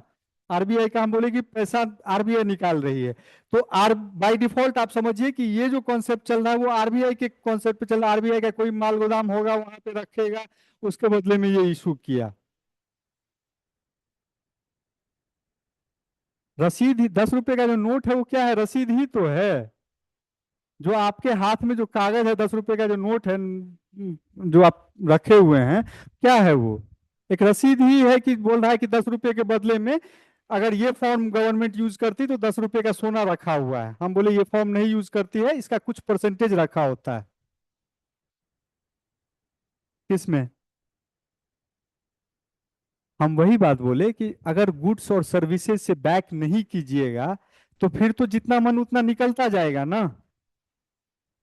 अगर आप मान लीजिए कि सरकार, सब सरकार को ये बोल दे, आप ऐसे समझिए कि ये आरबीआई है, ये पाकिस्तान का मान लीजिए पाकिस्तान सेंट्रल बैंक है, पाकिस्तान क्रिकेट बोर्ड नहीं समझिएगा इसको, पाकिस्तान सेंट्रल बैंक है, और सब अपना अपना पैसा छाप रही है।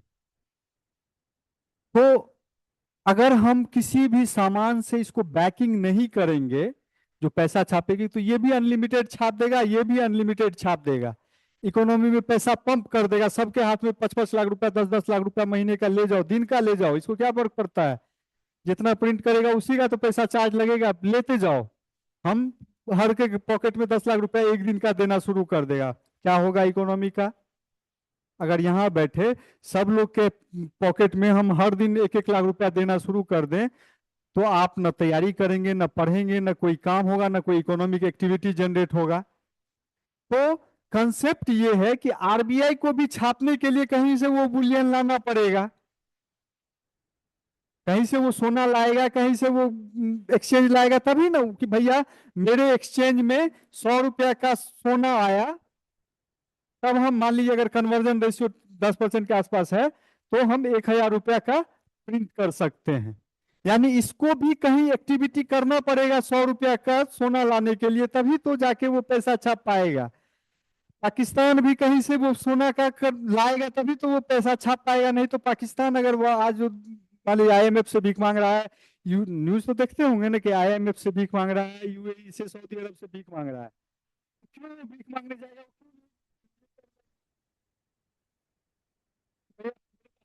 सही छापो, सब भूखे मर रहा है तो छापो। नहीं, वो इसके पीछे एक कॉन्सेप्ट है कि ये अननेसेसरी का अगर इकोनॉमी में पैसा पंप होना शुरू होगा तो पैसा डिप्रिशिएट करेगा, डिप्रिशिएट करेगा तो उसका अपना मूल्य खत्म हो जाएगा, और उसके कोरस्पॉन्डिंग गुड्स और सर्विसेज जनरेट अगर नहीं हुआ तो अल्टीमेटली इकोनॉमी कोलैप्स कर जाएगा। तो इसके लिए क्या करता है कि ये सब, इसको भी कोरस्पॉन्डिंग एक्टिव मतलब अर्थव्यवस्था जितना एक्टिविटी करेगी उतना सोना आएगा, उतना फॉरेन करेंसी आएगा, उतना डॉलर आएगा। अब इसके बदले में वो मान ली सोना को ही बैकिंग रखना है, आरबीआई माना हुआ है कि हम इसी को लीगल बैकिंग रखेंगे। तो उस टोटल जो इनकम हुआ गवर्नमेंट का, गवर्नमेंट के एक्सचेकर में जितना पैसा आया उसके कुछ परसेंटेज को वो सोना में लगा के अपना फिर प्रिंट करेगा। वो percentage time to time vary कर सकता है कि हम 100 रुपया पे 1,000 निकालें कि 10 ही के सोना, 10 रुपया के सोना पे ही 1,000 पब्लिश कर दें। वो गवर्नमेंट डिसाइड करेगी, आरबीआई डिसाइड करेगा, उसका अपना पैरामीटर होता है। लेकिन ये बिना बैकिंग के पॉसिबल नहीं है। तभी ना आप इकोनॉमिक एक्टिविटी अगर कर रहे हैं और उसका मतलब आप अगर चावल खरीद रहे हैं गेहूं देके तो गेहूं होना चाहिए ना, गेहूं कहीं उपजा तभी ना। आप चले जाइए इस कंसेप्ट को समझने के लिए, चले जाइए पुराने इस जमाने में बाटर सिस्टम में, जब हम गेहूं को दे के चावल खरीद रहे थे तो गेहूं कहीं उपजाए तभी तो गए चावल लेने। अब आ जाइए करंट समय में, जब हम मीडियम ऑफ एक्सचेंज मेरा पैसा हो गया, पैसा छाप के आप चले जाइएगा कोई सामान खरीदने, तो फिर तो सारा कॉन्सेप्ट ही इक्विलिब्रियम का खत्म कर दिए आप उस पैसा को छापने के मतलब कहीं से उपजाए होंगे तभी ना आप जाएंगे उसको। पैसा कहाँ से उपजेगा? उसके कोरस्पॉन्डिंग कोई एक्टिविटी कहीं जनरेट हुआ वही ना पैसा देगा। वो एक्टिविटी कैसे डिसाइड होगा? तो ये सोना, ये सब जो बुलियन होता है, इन सब को बैकिंग में रखता है कि भैया कहीं कोई एक्टिविटी हुआ होगा तभी वो बैकिंग में गया है। तो कॉन्सेप्ट ये है।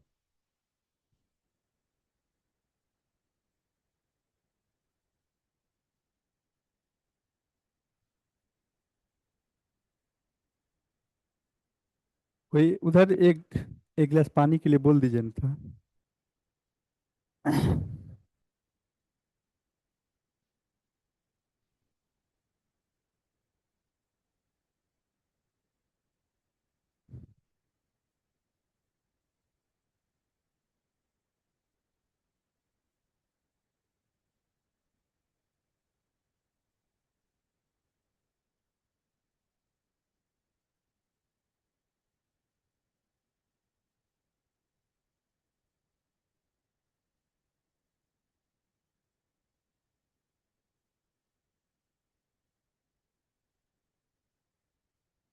नहीं, फिर से क्वेश्चन रिपीट कीजिए।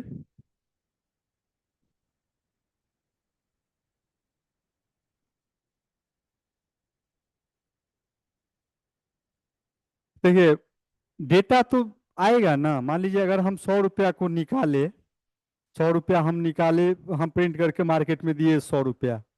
अब हमको जब इकोनॉमिक एक्टिविटी जनरेट हुआ तो मिनिस्ट्री ऑफ स्टैटिस्टिक्स है, मिनिस्ट्री ऑफ इंडस्ट्रीज है, कॉमर्स एंड इंडस्ट्री, सबका डेटा तो गवर्नमेंट के पास आता है ना। तो गवर्नमेंट क्या करेगा, उसको कंपाइल करेगा, देखेगा कितना आर्थिक गतिविधि जनरेट हुआ, कितना मेरा इनकम हुआ, तो उसी से तो मतलब अल्टीमेटली डाटा को ही मैंने ये करना है। अब उसी में जब बीच में कहीं से आपका क्या होता है कि फेक करेंसी पंप कर दिया, मान लीजिए कि आपका यहाँ से पैसा प्रिंट हुआ, ये मार्केट में पंप हुआ, और फिर आप कंज्यूमर आया, कंज्यूम किया, यहां से आप 100 रुपया दिए, आइडली 100 का एक्टिविटी आप कर रहे हैं। ठीक है। अब क्या हुआ, बीच में पंप हो गया फेक करेंसी, नकली नोट जो है बीच में आप एंट्री मार दिया। तो यहाँ आप देख रहे हैं कि 100 रुपया भेज रहे हैं, यहाँ के यहाँ आउटपुट देख रहे हैं कि लगभग लगभग 1,000 रुपये का जनरेट हो गया। तो आप कैसे हुआ, तब आप ये बोलते हैं कि वहां पे कंक्लूजन ये करता है कि इतना पॉसिबल है कि इतना रुपए का नोट अभी भी नकली नोट सर्कुलेट हो रहा है। देखते हैं, बोलता है ना कि सरकार की लगभग अभी इंडियन इकोनॉमी में इतना बिलियन, इतना मिलियन नकली नोट सर्कुलेट हो रहा है, वो यहीं से निकलता है। इसी तरह से कोई सरकार थोड़ी बता के भेजता, पाकिस्तान थोड़ी बोलता है कि हम तुम्हारे इकोनॉमी में इतना मिलियन इंजेक्ट कर दिए हैं। वो यही डेटा मिसमैच जब होना शुरू होता है तो उससे अंदाजा ने लगाया जाता है कि इसमें इतना फेक करेंसी डाला गया है। और दूसरा है परिवर्तनीय कागजी मुद्रा।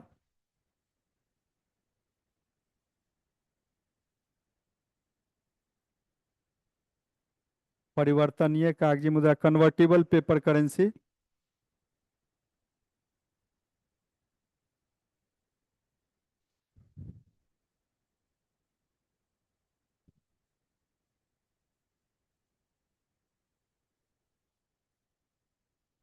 यह मुद्रा पूरी तरह समर्थित नहीं होती, यह मुद्रा,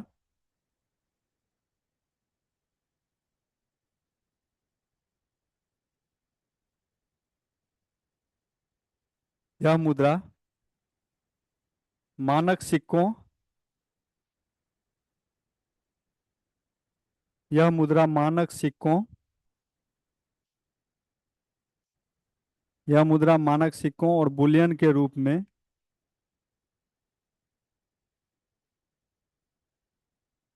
मानक सिक्कों अथवा बुलियन के रूप में 100% समर्थित नहीं होता है, 100% समर्थित नहीं होता है।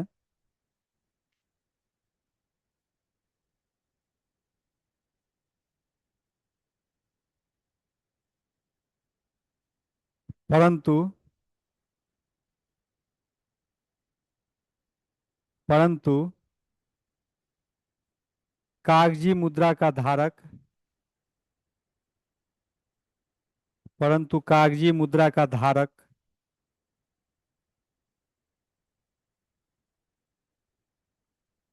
इसे मांग पर, इसे मांग पर, इसे मांग पर बुलियन अथवा सिक्कों में परिवर्तित करा सकता है।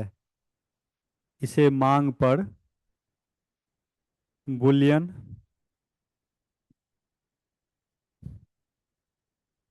मांग पर बुलियन अथवा सिक्कों में परिवर्तित करा सकता है।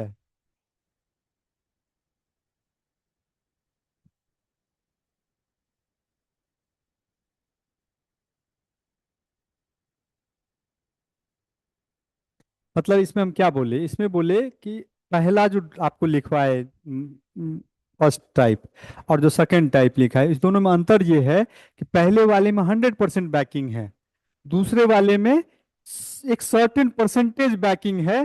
वो अगर जाएगा, पहले वाले को कागज लेके जाएगा तो पूरा का पूरा जितना अमाउंट उस पर लिखा हुआ है उतना अमाउंट का उसको बुलियन सोना जो भी होगा वो दे देगा। दूसरे वाले में क्या है कि 100% नहीं देगा, देगा इसमें भी, लेकिन जो परसेंटेज होगा वो उतना ही देगा। तीसरा है कांस्टेंट पेपर करेंसी।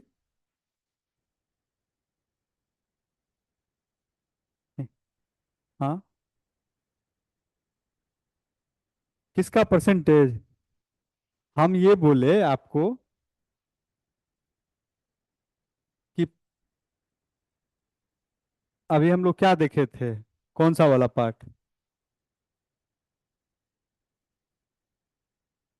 प्रतिनिधि देखे थे। अब हम बोले परिवर्तनीय में। प्रतिनिधि में हम बोले कि अगर 100 रुपये का आपके हाथ में वो कागज है, तो इसका मतलब है कि 100 रुपये का सोना बैकिंग में रखा हुआ है। जब आप उस कागज को देंगे उस अथॉरिटी के पास, तो वो 100 रुपये का सोना निकाल के दे देगा। दूसरे में हम सिर्फ इतना बोले कि इसमें बैकिंग होता है बुलियन का, लेकिन 100% नहीं होता है। मतलब कि उसमें 100% बैकिंग था, तो जितना दिए उतना ही वापस दिया। इसमें क्या होगा कि 100 रुपये का अगर आपके हाथ में कागज है, तो हो सकता है कि आपको 10 रुपये का सोना मिलेगा। यानी ये जो 100 रुपये का कागज इशू किया गया, इसके बदले में बैकिंग में 10 ही रुपया का सोना रखा गया। पूरा 100% बैकिंग नहीं दिया गया। बस इतना ही बात है। इसमें क्या नहीं समझ में आया?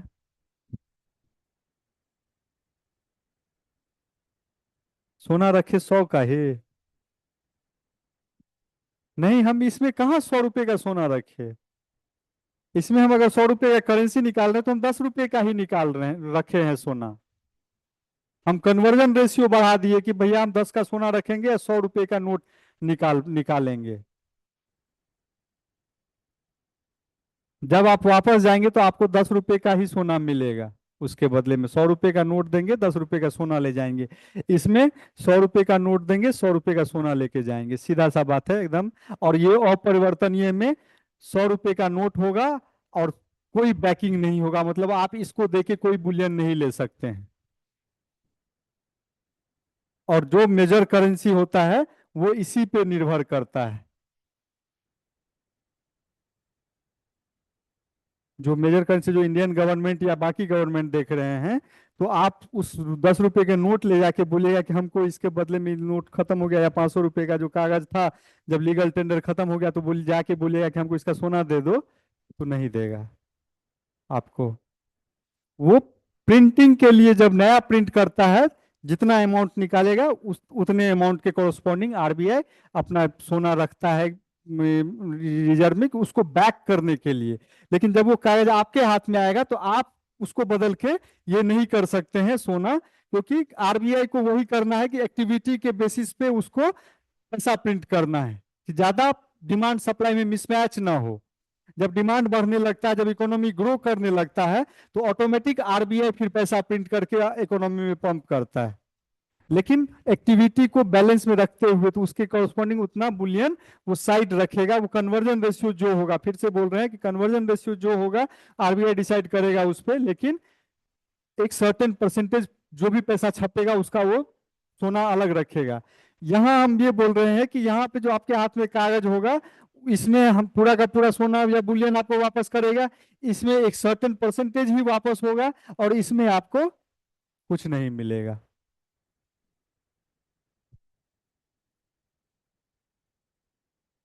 अपरिवर्तन कौन है तीसरा? अपरिवर्तनीय कागजी मुद्रा।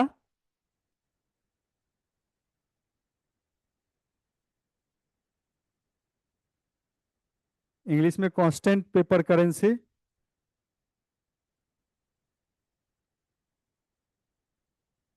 जिस कागजी मुद्रा को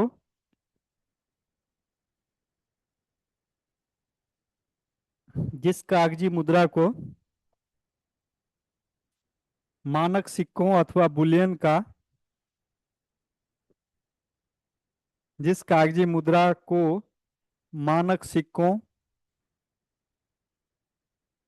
मानक सिक्कों अथवा बुलियन का कोई समर्थन प्राप्त नहीं होता है। जिस कागजी मुद्रा को मानक सिक्कों अथवा बुलियन का कोई समर्थन प्राप्त नहीं होता, और जिसे सिक्कों अथवा बुलियन में बदला नहीं जा सकता, और जिसे सिक्कों अथवा बुलियन में बदला नहीं जा सकता,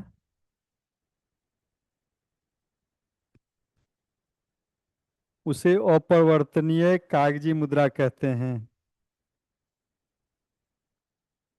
उसे अपरिवर्तनीय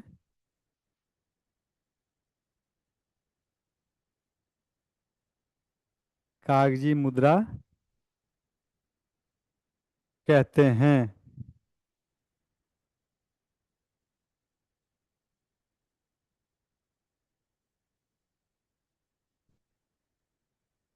इसका एग्जाम्पल आप क्या दें इसमें बताइए, कि ये तो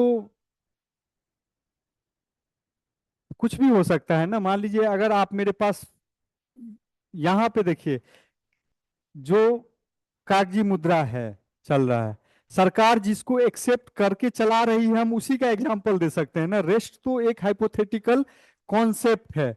जैसे कि अभी हम आपको इसमें अपरिवर्तनीय में परिवर्तनीय में बोल सकते हैं कि जो भी भारतीय रुपया जो भी देख रहे हैं वो सब अपरिवर्तनीय है। कि 10 रुपए का नोट ले जाएंगे तो आपको 10 रुपए का सोना नहीं आपको बदले में दे देगा वो, वहां पे आपको खरीदना पड़ेगा। ये अलग बात है कि आपको अगर वो लीगल टेंडर में है तो सरकार का बैकिंग है उसके कारण, इसी कारण आप 10 रुपया का सामान आप खरीद रहे हैं। ये एक अलग बात हो गया कि सरकार को छाप 10 रुपया का वो नोट छापने के लिए फिर क्या करना होगा कि उसके कोरस्पॉन्डिंग सोना को साइड रखा होगा। लेकिन आपके हाथ में है तो आपका ये गारंटी, वो 10 रुपए का जो कागज है, वो गारंटी नहीं है कि बदले में 10 रुपए का सोना आपको मिल ही जाएगा। आप सपोज कीजिए कि हर कोई अपना अपना रुपया लेके आरबीआई के पास चला जाएगा कि हमको सोना दे दो, तो नहीं देगा, आरबीआई रिफ्यूज कर देगा।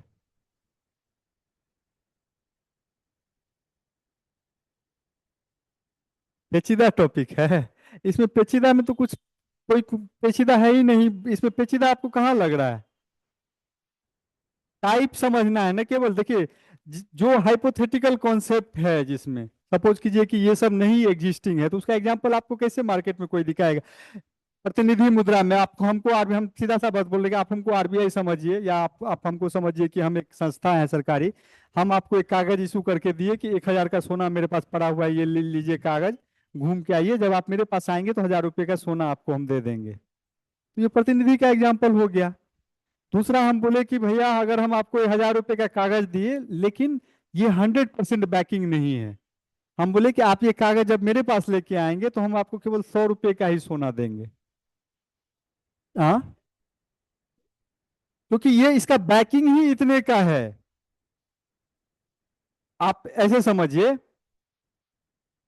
एक सेकंड के लिए, कि आप गए सोना गिरवी रखने बाजार में, आप गए बैंक में सोना गिरवी रखे, आपको बैंक दिया लोन, कि कुछ लोन उठा लिए, लोन तोड़े, आप अपना जमा किए और वापस गए सोना वापस लाने, आपको सेम अमाउंट का सोना दे देगा क्या?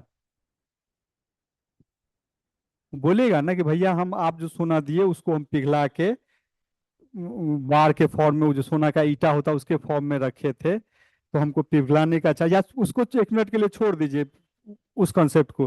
कभी किसी ज्वेलरी शॉप में गए हैं अंगूठी लेने, पुखराज या कुछ जो पहनते हैं, ये पे उसी को खरीदने के बाद फिर बेचने गए हैं? सेम जितना में आप खरीदे थे उतने दिया है आपको, क्यों? सोना कैसे घट जाएगा वैल्यू? मेकिंग चार्ज लेता है ना, बोलता है ना कि भैया हम बनाए थे तो मेकिंग चार्ज लगा था, और इसको हम पिघलाएंगे, अलग अलग करेंगे, फिर कोई हमको किसी दूसरे फॉर्म में मांगेगा तो फिर बनाएंगे। तो मेकिंग और जो बेकिंग चार्ज, वो ट्रांजेक्शन लिया ना, तो वो उसको उसमें से घटा लिया। तो आप सामान लिए, मान लीजिए 100 रुपये का सामान लिए उसमें, और वो बोला कि हम इसके बदले आपको 90 रुपया ही देंगे। तो वहां बैकिंग क्या हुआ? 90 का ही सामान आपके पास गया। तो यही कॉन्सेप्ट को इसमें क्या है कि हम ये ट्रांजेक्शन कॉस्ट नहीं दिखा रहे हैं, हम कह रहे हैं कि ये रुपया आपके आपके क्रेडिट पे, मान लीजिए कि आपका 10 रुपया अगर मेरे पास जमा है, तो आप हमको, हम बहुत दिनों से जान रहे हैं, तो हम समझ रहे हैं कि ठीक है 10 रुपया जमा है तो हम आपको 1,000 का लोन दे दे रहे हैं, क्योंकि आपका क्रेडिट मेरे नजर में बहुत अच्छा है। लेकिन जब आपका जमा मेरे पास 10 ही रुपया है, जब आप अपना ओरिजिनल क्लेम करने आएंगे तो आपको 10 ही रुपया मिलेगा। लेकिन हम आपको एक्सटेंड किए 1,000 रुपया। तो इसी कॉन्सेप्ट को, मतलब इसी आइडिया को, कॉन्सेप्ट ये नहीं है, आइडिया यही है, को आप जब इसमें लेके जाएंगे तो यही तो हो रहा है कि आपको जो हम कागज दे रहे हैं, इसके बदले में 1,000 रुपये का कागज दिए, लेकिन बदले में 10 रुपये का सोना हम यहाँ रखे हुए हैं बैकिंग के तौर पे, कि भैया ये जब वापस आएगा तो हम इसको 10 ही रुपये का सोना देंगे, एक सर्टेन परसेंटेज ही देंगे। तो यही कॉन्सेप्ट तो है, इसमें क्या ही। अब इसका कोई भारत सरकार एग्जाम्पल, कोई करेंसी चला रहा होता तो आपको एग्जाम्पल देते।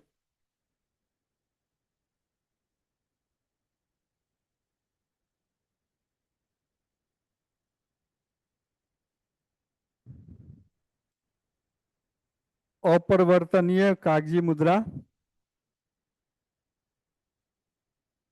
यह मुद्रा न तो, ये लिखवा दिए हैं क्या? यह केवल सरकार के आदेश और भरोसे पर चलती है, जो अपरिवर्तनीय है। यह केवल, यह केवल सरकार के आदेश और भरोसे पर चलती है।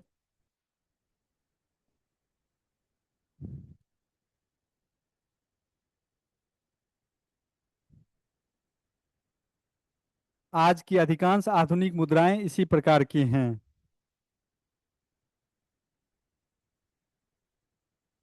आज की अधिकांश आधुनिक मुद्राएं इसी प्रकार की हैं।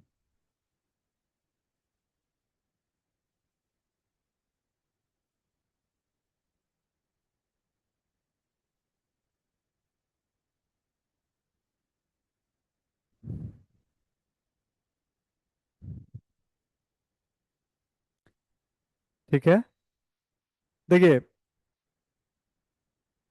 अब चूंकि इसको आप लोग पेचीदा बना दिए हैं तो हम, मतलब आप लोग बोल दिए तो हमको पढ़ने का आगे नहीं मन कर रहा, हम फिर से एक बार अलग फॉर्म से कोशिश करते हैं समझाने का।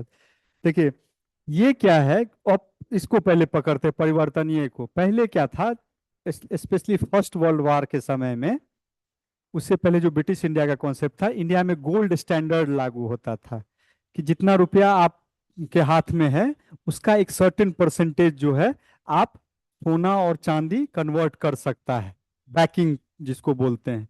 तो आप सरकारी ट्रेजरी में लेके जाते, 100 रुपये का, 1,000 रुपये का नोट लेके जाते, एक सर्टेन कन्वर्जन रेशियो, ये आपको वो दे देता। आप जो भी सरकार का उस समय का कन्वर्जन रेशियो रहा होगा गोल्ड स्टैंडर्ड के हिसाब से, वो दे देता। लेकिन इसमें प्रैक्टिकल चैलेंज ये होने लगा कि अब सरकार अगर इस चीज में फंस जाए, चला जाएगा, तो मोस्टली क्या कर रहा है, ज्वेलरी शॉप वाला ही काम होना शुरू हो जाएगा। आज आपको सोना खरीदना है तो आप चले गए ट्रेजरी, अपने हाथ, आपके घर में 1,00,000 रुपया रखा हुआ है, उसी के बदले में बोलिए भैया अपना कागज वापस लो, हमको ये दे दो। तो सरकार मेंटेनेंस कर रहा है, उसको हर जगह ट्रेजरी बनाना होगा, उतना उतना लोग को एक इस चीज में बहाल करना होगा। तो सरकार धीरे धीरे, अन्य देश भी इसमें शिफ्ट कर गया, और ये चला गया जो गोल्ड वगैरह है बाजार पे छोड़ दिया, कि आप पैसा लेके जाइए बाजार में खरीदिए, ये जो आपके हाथ में पैसा है वो मेरा बैकिंग है, सरकार का बैकिंग है, कि हम इसको समर्थन दे रहे हैं, कि हम इसको मान रहे हैं कि ये इतना रुपया का है, इसका अमाउंट इतना रुपया का है, आपको सामान सोना खरीदना है, बाजार जाके खरीद लीजिए। अब सवाल उठने लगा कि अगर आपका बैकिंग है, और आप इसी, मतलब इंडिया का बैकिंग है, इंडिया बोल रहा है कि ये 100 रुपये का नोट है, इंडिया के भीतर तो ठीक है, इंडिया के बाहर कौन, आप कौन, हम कौन पहचानते हैं, हम अमेरिकी हैं अगर, तो हम क्यों पहचानेंगे आपको? तो अमेरिकी गवर्नमेंट या अमेरिकी ट्रेजरी इसीलिए पहचानेगा कि ये छपने से पहले एक सर्टेन परसेंटेज गोल्ड को कहीं न कहीं रखा होगा किसी जगह पे बैकिंग में, तो उसका वैल्यू वहां से निकला कि भैया ये इस बैकिंग में इतना है इसके। पूरा आइडिया यही है। अभी जो आपके हाथ में नोट देख रहे हैं, ट्रेजरी आप लेके जाएंगे, आपको सोना नहीं देगा, खरीदना है तो आप मार्केट में जाके खरीदिएगा। लेकिन अभी वाले में सिर्फ सरकार का भरोसा और ट्रस्ट आपके पीछे बैकिंग है, इसके अलावा कुछ नहीं है। उस बैकिंग को मजबूती, दूसरे कंट्री में उस बैकिंग का कोई मतलब नहीं है। सपोज कीजिए 1 मिनट के लिए कि हम आपको कुछ चीज पढ़ा रहे हैं, और हम बोले कि अरे आप तुम ऐसा कर लो कि ये एकदम 100% ट्राई टेस्टेड है, ऐसा करोगे तो ये होगा। आप लोग 1 महीने से हमको जान रहे, तो एक भरोसा है कि नीरज सर झूठ नहीं बोलेंगे, कर दिए। लेकिन यही कोई नए आदमी को हम बोलेंगे तो वो क्या देखेगा? क्रेडेंशियल जांचेगा ना पहले कि भैया सरकारी ये पे यूपीएससी का कौन सा मोहर इसके पास लगा हुआ है जो ये बात बोल रहा है। तो ठीक वही कॉन्सेप्ट है कि अगर US federal reserve Indian currency को देखेगा तो उसके बैकिंग को देखेगा कि क्या बैक किया हुआ है आरबीआई। लेकिन आप देखेंगे, हम अपने कंट्री के अंदर में देखेंगे तो हमको पता है कि मेरा ये संस्था है, सरकारी संस्था, हमको भरोसा है, ये बोल रहा है 10 रुपए का नोट है तो ये 10 रुपए का सामान देगा इसके बदले में। सीधा सा। क्या?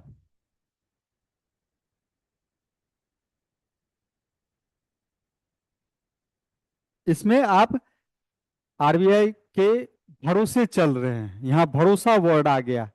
और इन सब में क्या था कि एक बैकिंग था, भरोसा का कॉन्सेप्ट नहीं था।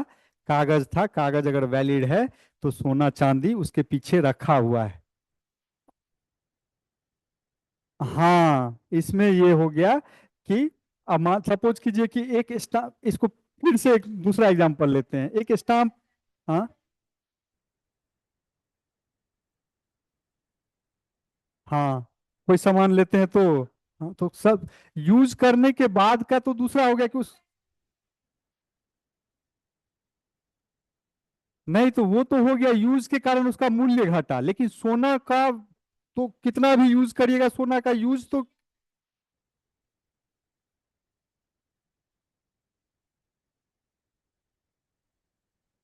नहीं कम पैसा इसलिए नहीं मिलता। जैसे सामान, जब देखिए सोना वगैरह मार्केट का कॉन्सेप्ट दूसरा है। जैसे घड़ी आप पहन के बेच दिए तो यूज किए तो घसा, उसका एक मूल्य सर्टेन 5 साल जीवन है उस घड़ी का। 5 साल के हिसाब से हम डिप्रिसिएशन बताए थे, वो डिप्रिसिएशन कॉस्ट लगा और उसका मूल्य घट गया। लेकिन सोना का ये कॉन्सेप्ट नहीं है ना, सोना तो पिघल के दूसरे फॉर्म में भी जा सकता है।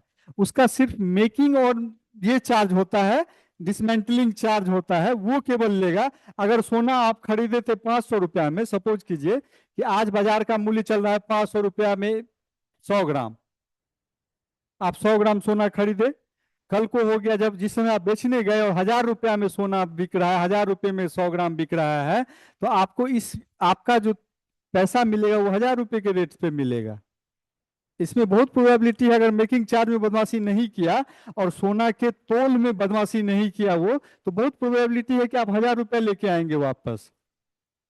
इसीलिए लोग सोना में ज्यादा इन्वेस्ट करता है। इसका मूल्य डिप्रिशिएट नहीं करेगा ना, आप गले में चेन भी पहने हैं तो इससे कोई फर्क नहीं पड़ता है, सोनार इसको पिघला के वापस से नया बनाएगा, इसका सेल्फ लाइफ कम नहीं होगा। चेन टूटेगा लेकिन सोना जो ओवरऑल जितना सोना है उसका सेल्फ लाइफ वही रहेगा। घड़ी में ये बात नहीं है, जूता में ये बात नहीं है। ये खरीदेंगे तो इसका सेल्फ लाइफ धीरे धीरे कम हो रहा है, क्योंकि आप घस रहे हैं उसको, चल रहे हैं, वो धीरे धीरे कम ये हो रहा है, इसमें ये नहीं है। तो इसीलिए इस कारण से नहीं होता है। हाँ, हम दूसरा एक एग्जांपल दे रहे थे। क्या क्वेश्चन उठा था जो आप, हम बोले थे कि एक और एग्जांपल दे रहे हैं।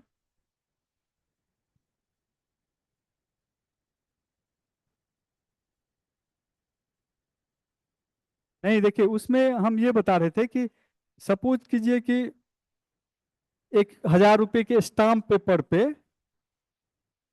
हम एग्रीमेंट किए हुए हैं कि मेरे पास 1 कट्ठा जमीन है, ये है जमीन का कागज, लीज पेपर। जब तुम आओगे और तो ये जमीन तुम्हारा हो जाएगा, इस कागज को दोगे वापस, फलाने आदमी का है, ये कागज रखो और तुमको मिल जाएगा। और एक जगह क्या हुआ कि कोई बैकिंग नहीं है। अंतर समझ रहे हैं हम क्या बोल रहे हैं? हम बोले कि मेरे पास मान लीजिए 1 कट्ठा जमीन है, फिर से ध्यान से सुनिएगा हम क्या बोलना चाहिए, तीनों कॉन्सेप्ट इसी में समझ में आ जाएगा। 1 कट्ठा जमीन का मान लीजिए मूल्य है 1 लाख रुपया। हम गए उसको एक बैंक में कि भैया ये जमीन मेरा है, ये लो जमीन का कागज, पेपर जमीन का, और इसके बदले में 1 लाख रुपए का एक चेक इशू कर दो। ठीक है? अगर हम इतने दिन में वापस दे दिए 1 लाख रुपया, तो हम आके अपना पेपर ले जाएंगे। नहीं दे पाए तो जो ये कागज लेके आएगा उसको तुम ये जमीन का कागज इशू कर देना। अब गए, मेरे हाथ में एक कागज आया, बैंक इशू करके दिया, और हम आपके पास आए, बोले भैया ये 1 लाख रुपया के बराबर है, आप ले लो 1 लाख रुपया, आपसे हम मान ली उधार लिए थे, आप ले लो 1 लाख रुपया, काम करो। आपको पैसे का जरूरत पड़ गया 1 लाख का, या आपको पैसा नहीं का जरूरत नहीं पड़ गया, आपको चाहिए जमीन वापस।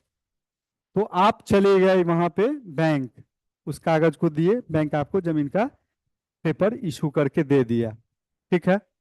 अब दूसरा कॉन्सेप्ट ये है कि हम आपको बोले कि भैया ये 1,000 रुपये का है, मेरा भरोसा रखो 1,000 रुपये का है, लेकिन जमीन का बैकिंग नहीं है। आप बाजार गए, उसको उस कागज का, मेरा मान लीजिए मेरा क्षेत्र है, इस क्लास में मान लीजिए मेरा साम्राज्य चलता है, तो हम बोले कि 1,000 रुपया इसमें किसी को भी दोगे तो 1,000 रुपया का कोई सामान लेना है तो तुम ले लो, तो उस कागज को यूज करके आप सामान खरीदने लगे इसी रूम के अंदर में। लेकिन जब आप वापस से चाहेंगे कि हम इस कागज को लेके जमीन ले लें इनका 1,000 रुपये का, आप ले पाएंगे? नहीं ले पाएंगे ना, क्योंकि उसका नजर में जमीन नहीं है इसके बैकिंग में। अंतर यहीं पे है कि यहाँ पे हम आपको बोले कि सोना बैकिंग में था, तो जब आप गए वहां पे बैंक या ट्रेजरी में, तो वो आपको बदले में सोना दे दिया। यहाँ बोले हम कि भैया इसका मूल्य ये है, लेकिन बैकिंग कुछ नहीं है। मूल्य इसलिए ये है कि हम बोल रहे हैं, हम अपना स्टेक लगाए हुए हैं, करो ना ये काम करो, क्योंकि हम बोल रहे हैं ऐसा हो जाएगा, तो आप वो काम किए। बस यही कॉन्सेप्ट है यहाँ पे तीनों में। क्लियर हुआ? चलिए तब तो आज यहीं छोड़ेंगे। इसमें ऐसा कुछ था नहीं जितना आप लोग।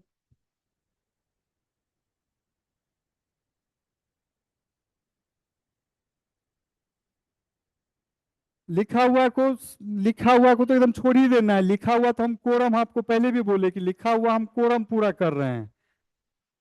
हम लिखवाते इसलिए हैं, और लिखवाने के लिए भी हम ये नहीं बोलेंगे कि ये हम कहीं से मेहनत करके कुछ करते हैं, क्योंकि ये हम किसी न किसी सोर्स से ही उठा के लाते हैं, क्योंकि ये मजबूरी है मेरे पास कि आपके नोट में अगर हम कुछ नहीं लिखवाएंगे तो आप क्या लेके जाएंगे यहाँ से।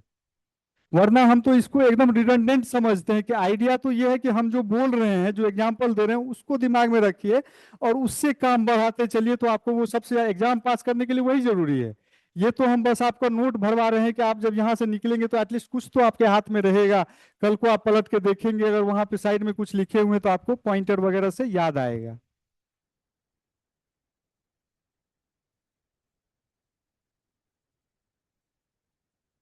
आरबीआई, आरबीआई का बैंकिंग में, ये अभी हम बस करेंसी, नेक्स्ट क्लास में करेंसी खत्म हो जाएगा, करेंसी खत्म होगा सीधा इन्फ्लेशन में घुस जाएंगे। मुद्रा कैसे काम करता है, टाइप्स ऑफ मुद्रा देख रहे थे, और फिर मनी से ही रिलेटेड इन्फ्लेशन है तो इन्फ्लेशन पे चले जाएंगे। आरबीआई को मैंडेट है तो आरबीआई बैंकिंग में आएंगे ना, आरबीआई के रोल रिस्पॉन्सिबिलिटी में, इसमें नहीं।